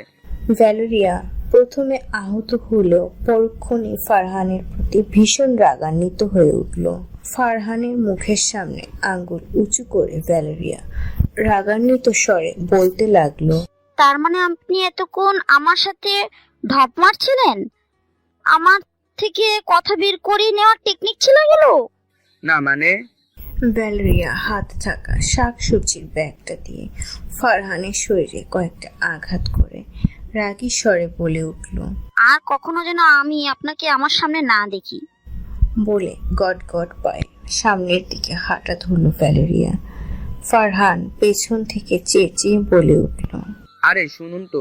ভ্যালেরিয়া ফারহানের কথা না শুনে সেভাবেই দ্রুত কদমে হেঁটে চলল। ফারহান একটা দীর্ঘশ্বাস ফেলে বিড়বিড় করে বলতে লাগলো, যাই চলে গেল। জীবনে প্রথমবার কোনো মেয়েকে এতটা ভালো লেগেছে আমার মন চুরি করে নিয়েছেন আপনি। আপনার মন চুরি না করে তো আপনার পিছু ছাড়ছে না মিস সোনারিটা। বলে মাথা চুলকে মুচকি হাসলো ফারহান। দুদিন পর কনসার্ট শেষ করে সাউথ কোরিয়া যাওয়ার উদ্দেশ্যে এয়ারপোর্টে এসেছে সিয়ন এবং তার বাকি টিম মেম্বাররা। সিয়নের পরনে ওভারসাইজ ব্ল্যাক টি শার্ট এবং ব্ল্যাক জিন্স, মাথায় একটা ব্ল্যাক বেসবল ক্যাপ, চোখে ব্ল্যাক সানগ্লাস এবং মুখে ব্ল্যাক মাস্ক। হাত দুটো জিন্স প্যান্টের পকেটে গোজা। আপাত মস্তক কালো পোশাকে সজ্জিত সিয়নের ডান হাতে বাটারফ্লাইয়ের ট্যাটু খচিত সুগঠিত মাসেল সম্পন্ন দৃশ্যমান হাত দুটো অত্যন্ত আকর্ষণীয় লাগছে। সিয়ন এবং বাকি কে-পপ রকস্টারদের ঘিরে অসংখ্য সাংবাদিক এবং ভক্তদের ভিড় ঢলে পড়েছে এয়ারপোর্ট এরিয়ায়। সিকিউরিটি গার্ডরা মিলেও তাদেরকে ঠেকাতে পারছে না। প্রিয় আইকনদের শেষবারের মতো বিদায় দেওয়ার জন্য ভক্তদের উন্মাদনার শেষ নেই যেন। ভক্তদের সবার সাথে দেখা করে কুশল বিনিময় করে অটোগ্রাফ দিয়েও তাদেরকে থামানো যাচ্ছে না। বারবার গার্ডদের বাঁধ ভেঙে তাদের কাছে ছুটে আসতে চাচ্ছে। তার উপর সাংবাদিকদের শত শত প্রশ্নের উত্তর দিয়েও তাদের কৌতূহল দমাতে পারছে না সিয়ন এবং তার টিম মেম্বাররা। একটা সময় সবকিছুকে উপেক্ষা করে সিয়ন এবং তার টিম মেম্বাররা এয়ারপোর্টের ভেতরে প্রবেশ করতেই যাচ্ছিল। ঠিক তখনই অপ্রত্যাশিত অথচ বহু আকাঙ্ক্ষিত কিছু একটা দেখে পা জোড়া থমকে যায় সিয়নের। দ্রুত পিছু ঘুরে ব্যাকুল নয়নে অবিশ্বাস্য চাউনিতে চারদিক পরখ করতে থাকে সে। শুকনো অথচ অনুভূতি সম্পন্ন কাতর চোখ জোড়া দিয়ে অবিরত কাউকে খুঁজতে থাকে সে। শত শত মানুষের ভিড়ের মাঝেও এদিক ওদিক তাকিয়ে খুঁজতে থাকে কাঙ্ক্ষিত মানুষটিকে। সিয়নকে হঠাৎ এভাবে দাঁড়িয়ে পড়তে দেখে হাজুন তার দিকে এগিয়ে এসে অবাক হয়ে প্রশ্ন করলো, কি হয়েছে শোন, তুই হঠাৎ এরকম আচরণ করছিস কেন? দেরি হয়ে যাচ্ছে, এয়ারপোর্টের ভেতর চল। সিয়ন অস্ফুট স্বরে বলে উঠল। শুভ্রা? হাজুন কিছু শুনতে না পেয়ে আবারও জিজ্ঞেস করলো, কি বলছিস তুই? সিয়ন এবার গলা ভিজে স্পষ্ট কণ্ঠে বলল, একটু আগে আমি এখানে আমার শুভ্রাকে দেখতে পেয়েছিলাম। হাজুন প্রথমে অবাক হলেও পরক্ষণে হেসে বলে উঠল, আরে এটা কি করে সম্ভব? তোর সুভদ্রা এখানে আসবে কি করে? তুই হয়তো তাকে বেশি বেশি মনে করছিস বলে ওকে নিয়ে হ্যালুসিন করছিস। সিয়ন এবার কিছুটা রেগে উঠে দৃঢ় কণ্ঠে বলল, আমি মোটেও হ্যালুসিনেট করিনি। একটু আগে আমি এখানে স্পষ্টভাবে শুভ্রাকে দেখতে পেয়েছিলাম। জাস্ট এক পলকের দেখা ছিল। আমি সেকেন্ডের জন্য পেছন ফিরে তাকাতেই মুহূর্তের মাঝেই ভিড়ের মধ্যে উধাও হয়ে গেছে সে। সিয়নের এমন আত্মবিশ্বাসী কথা এবং গলার স্বর শুনে থমকে গেল হাজুন। সে এই মুহূর্তে ঠিক কি বলবে বুঝতে পারল না। ততক্ষণে প্লেন টেক অফের ঘোষণাও দিয়ে দিয়েছে। টিমের বাকি মেম্বাররাও তাদের যাওয়ার জন্য তাড়া দিচ্ছে। হাজুন সিয়নের পিঠে হাত রেখে নরম স্বরে বলল, প্লেন টেক অফের সময় হয়ে গেছে সিয়ন, আমাদেরকে দ্রুত ভেতরে যেতে হবে, চল। সিয়ন নির্লিপ্ত কণ্ঠে বলে উঠল, আমি যাব না, তোরা যা। হাজুন প্রচন্ড অবাক হয়ে কিছুটা জোরে বলে উঠল, মানে কি বলতে চাচ্ছিস তুই? সিয়ন একই রকম ভঙ্গিতে বলল, মানে আমি আপাতত সাউথ কোরিয়ায় ফিরে যাচ্ছি না, এখানে কিছুদিন থাকবো আমি। হাজুন বিস্ময়ের রেশ কাটিয়ে কিছুটা কঠিন কণ্ঠে বলল, দেখ পাগলামি করিস না শিওন। তুই যদি ভেবে থাকিস এখানে থেকে তুই তোর সুভদ্রাকে খুঁজে পাবি, তাহলে সেটা একেবারেই পাগলামি হয়ে যাবে। সিয়ন হাজুনের দিকে তাকিয়ে দাঁতে দাঁত চেপে কিছুটা কঠোর স্বরে বলল, সেটা আমার একান্ত ব্যক্তিগত ব্যাপার। আপাতত আমি যেটা বলছি সেটাই হবে। আর ভুলে যাস না, আমি আমাদের ব্র্যান্ডের আর তোদের লিডার। আমার কথা মতো চলা তোদের কর্তব্য। হাজুন হতাশার নিঃশ্বাস ফেলে বলল, ঠিক আছে, তোর যেটা ইচ্ছা সেটাই কর। চাপা স্বরে কথাটা বলে লাগেজ হাতে নিয়ে হনহনিয়ে এয়ারপোর্টের ভেতরে চলে গেল হাজুন। বাকি সদস্যরা প্রথমে কিছু বুঝতে না পারলেও সিয়ন তাদেরকে সবটা বুঝিয়ে বলার পর তারা তাকে বিদায় জানিয়ে এয়ারপোর্টের ভেতরে চলে গেল। তাদের যাওয়ার পানে তাকিয়ে থেকে সিয়ন একটা দীর্ঘশ্বাস ছাড়ল। আমার ভাই তো তানভীরকে নিজেই করে নেওয়ার ব্যবস্থা করে নিল, অথচ আমি তার বড় হয়ে এখনো কিছু করতে পারলাম না। এবার আমার ব্যাপারটা ভাবারও সময় তো চলে এসেছে। একটা স্ট্রিট শপিং মলের ভেতর দিয়ে তাশার পাশাপাশি হাঁটতে হাঁটতে কথাগুলো বলল রায়ান, অথচ তাশা নির্বিকার। তার মুখটা ভীষণ শুকনো আর বিষণ্ণ হয়ে রয়েছে। কতক্ষণ ধরে মাথা নিচু করে হাঁটতে হাঁটতে এক মনে কি যেন ভেবে চলেছে। তাসা, হঠাৎ রায়ানের তার নাম ধরে জোরে ডাকায় হক চুকিয়ে নিজের চিন্তা থেকে বেরিয়ে তার দিকে তাকালো তাশা। রায়ানের দিকে প্রশ্নবোধক চাহনি নিক্ষেপ করে সে ঝটপট বলে উঠল, রায়ান কিছুক্ষণ তার মুখের দিকে তাকিয়ে থেকে শান্ত স্বরে জিজ্ঞেস করলো, কিছুক্ষণ আগে যা যা বলছি কিছু শুনেছো? কি বলছো? রায়ান একটা দীর্ঘশ্বাস ফেলে বলল, আচ্ছা বাদ দাও, সময় হলে তোমাকে নিজের মনের কথা জানিয়ে দেবো। এখন বলো, তুমি এতক্ষণ ধরে ঠিক কি ভাবছিলে? না, তেমন কিছুই না। কিছু তো অবশ্যই ভাবছিলে। আচ্ছা একটা কথা বলো, সকালবেলায় সুইট বাটারফ্লাই এদের সদস্যের সঙ্গে এয়ারপোর্টে দেখা করতে গিয়েও কেন তাদের সামনে গেলে না তুমি? না নিজে গেলে না, আর না আমাকে যেতে দিলে। শেষবারের মতো নিজের প্রিয় আইডলদের সঙ্গে দেখাও করতে পারলাম না আমি। রায়ানের কথায় চমকে উঠল তাশা।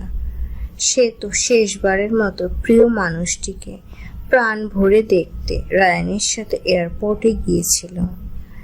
নিজেকে ভেঙে পড়া থেকে আটকাতে পারবে না জেনেও গিয়েছিল, কিন্তু আফসোস ইহানের সম্পূর্ণ মুখ মাস্কে আবৃত থাকায় তার মুখটি দেখতে পারেনি তাশা। সেই যন্ত্রণা সকাল থেকে তাকে ঘুরে খাচ্ছে। এজন্য এই বিষণ্ণতা আর উদাসীনতা। তাশা রায়ানের উদ্দেশ্যে অপরাধী ভঙ্গিতে ধীর কণ্ঠে বলল, I am so sorry. Ryan একটা দীর্ঘশ্বাস ফেলে মোলায়েম কণ্ঠে বলল, এটি ওকে তিশা। তারপর সামনে থাকা জুয়েলারি শপের দিকে নজর পড়তেই রায়ান উচ্ছ্বসিত হয়ে তাশাকে উদ্দেশ্য করে বলল, চলো জুয়েলারি থেকে কিছু তোমাকে অর্নামেন্টাল কিছু কিনে দিই। না, কিছু লাগবে না আমার। আরে চলো তো। বলে তাশার উত্তরের অপেক্ষা না করে তার হাত ধরে শপের দিকে টেনে নিয়ে চলল রায়ান। তাশা অনেকবার বাধা দিল, সে কোনো বারণ শুনল না। সারাটা দিন মিলানের ব্যস্ত এবং কোলাহলপূর্ণ রাস্তায় রাস্তায় গাড়ি নিয়ে কখনো বা হেঁটে হেঁটে ঘুরে বেরিয়েছে ইহান। এছাড়া শুভ্রার চেহারার বর্ণনা দিয়ে অসংখ্য পথচারীকে তার কথা জিজ্ঞেস করেছে, কিন্তু কেউই তার কোনো হদিশ দিতে পারেনি। অগত্যা বারবার হতাশ হতে হয়েছে তাকে। সন্ধেবেলায় একটি কৃত্রিম আলো ঝলমলে লেকের ধারে গাড়ি থামালো ইহান। আকাশে তখন ক্ষীণ ধূসর আভার সাথে রক্তাভ আভা মিশে রয়েছে। কনকনে শীতের বাতাস বইছে চারিদিক থেকে। যে কোনো মুহূর্তে স্নোফল হতে পারে, অথচ ইহানের পরনে এখনো সকালে সেই ড্রেস আপ। বাড়তি একটা শীতের কাপড়ও জড়ায়নি গায়ে। লেকের ধারে উদাস ভঙ্গিতে দাঁড়িয়ে, প্যান্টের দু পকেটে দু হাত গুজে, আকাশ আর লেকের চকচকে পানির দিকে স্থির দৃষ্টিতে তাকিয়ে থাকতে থাকতে একটা দীর্ঘশ্বাস ফেলল ইমরান। তারপর বিষাদময় সিক্ত কণ্ঠে বলতে লাগলো, তোকে আমি পেয়েও কি তবে হারিয়ে ফেললাম শুভ্রা? তুই যখন আমার হবি না, তবে কেন দেখা দিয়েও এভাবে হারিয়ে গেলি? তোর সাথে আমার ভবিষ্যৎ আসলে কি? তোকে আমি দূরেও ঠেলে দিতে পারি না, আবার কাছেও টানতে পারি না। নিয়তি আমাদের এই কোন মোড়ে এনে দাঁড় করালো? White colour full sleeve floral floppy গাউনের সাথে হোয়াইট কালারের আকর্ষণীয় কারুকাজ করা হিজাব পরিহিত অবস্থায় ব্রাইডাল সাজে সজ্জিত হয়ে বসে রয়েছে তানভি। তার শরীরে বিভিন্ন অঙ্গ প্রত্যঙ্গ জুড়ে ডায়মন্ডের ছোট ছোট অর্নামেন্ট, চেহারায় হালকা ওয়েস্টার্ন মেকআপ। নতুন রূপে নববধূ সাজে তানভিকে দেখতে অপরূপ সুন্দরী লাগছে। আজ শায়ানের সাথে তানভীর বিয়ে। ওদের ছোট ডুপ্লেক্স বাড়িটা এই সন্ধ্যায় বাহারি আলোকসজ্জায় সেজে উঠেছে। পুরো বাড়ি জুড়ে অতিথিরা বিচরণ করছে। চারদিক সকলের ব্যস্ততা আর কোলাহলে মুখরিত, অথচ তানভীর এসবে কোনো আকর্ষণ নেই যেন। সে মন থেকে কোনো একটা কারণে এই বিয়েটা নিয়ে খুশি হতে পারছে, কেবল বাবা মায়ের জোড়াজুড়িতে বাধ্য হয়েছে। এমন না যে সে শায়ানকে পছন্দ করে না, কিন্তু ভালোবাসার মানুষ হিসেবে কখনো অন্যরকম চোখে দেখিনি তাকে। ড্রেসিং টেবিলের সামনে ব্রাইডাল সাজে সজ্জিতা রূপে নিজেকে দেখে তানভি অবাক হয়ে তাকিয়ে রইল। কিছু সময় পর হঠাৎই দু হাতে মাথা চেপে ধরল সে। চোখ দুটো বন্ধ করতেই মুহূর্তের মাঝে তার মস্তিষ্কে ঝাপসা কিছু স্মৃতি খেলে গেল। স্মৃতির আবছা পর্দায় কাউকে অনেকটা একই রকম ভাবে নববধূ সাজে সজ্জিত হয়ে ঠিক এভাবেই আয়নার সামনে বসে থাকতে দেখতে পেল সে। কিন্তু অনেক চেষ্টা করেও মেয়েটির সম্পূর্ণ মুখাবয়ব দেখতে পারল না তানভি। তানভি! হঠাৎ পরিচিত কারো গলার স্বর শুনে চোখ খুলে চমকে পেছনে তাকালো তানভি। ভ্যালেরিয়ার উচ্ছ্বসিত মুখখানা দেখে তার ঠোঁটের কোণেও স্মিত হাসি ফুটে উঠল। ভ্যালেরিয়া ছুটে এসে তানভিকে জড়িয়ে ধরে আহ্লাদে আটখানা হয়ে বলতে লাগলো, আমি তো ভাবতেই পারছি না যে আমার একমাত্র বেস্ট ফ্রেন্ডের বিয়ে হয়ে যাচ্ছে। এই দিনের জন্য আমি কত দিন অপেক্ষা করেছি তুই জানিস? তানভি আয়নার দিকে ভ্যালেরিয়ার প্রতিবিম্বের দিকে তাকিয়ে বলল, আমারটা তো এবার দেখতে পেলি, তোরটা কবে হবে শুনি? আরে তুই কয়টা বাচ্চার মা হয়ে নে, তারপর আমার বিয়ের দাওয়াত খেতে পারবি। আন্টিকে নিয়ে আসিস নি? আমার মা আর তোর মা দুজনে মিলে দুনিয়ার গল্প জুড়ে বসেছে, তাই আমি চলে এলাম তোর কাছে। খুব ভালো করেছিস। বিয়ের পর আমাকে পর করে দিবি না তো? আরে আজব তো, বিয়ের পরে তো আমি এই বাড়িতেই থাকবো, সবকিছু আগের মতোই থাকবে, তাহলে তোকে পর করে দিব কি করে? ভ্যালেরিয়া মিষ্টি হেসে তানভীর গালে চুমু খেলো। তৎক্ষণাৎ তাশা প্রবেশ করলো রুমে। তাদের কাছে এগিয়ে এসে সে হেসে জিজ্ঞেস করলো, দুই বান্ধবী মিলে কি এত কথা হচ্ছে শুনি? ভ্যালেরিয়া বলল, বলো না তাশা, বিয়ের পর ও আর শায়ান ভাইয়া ওদের বাচ্চা কাচ্চা নিয়ে নাকি ফুটবল টিমের গঠন করবে, সেটা নিয়ে গল্প শোনাচ্ছিল আমাকে। তানভীর চোখ পাকিয়ে বলল, কত বড় মিথ্যাবাদী তুই, আমি কখন এই কথা বললাম? তাশা আর ভ্যালেরিয়া মিলে হাসতে লাগলো। তখনই ড্রয়িং রুম থেকে সকলের চাপা গুঞ্জন এবং আর্তনাদ ভেসে আসলো। সবাই শঙ্কিত হয়ে কান খাড়া করে বসে রইল। তাশা ভ্যালেরিয়া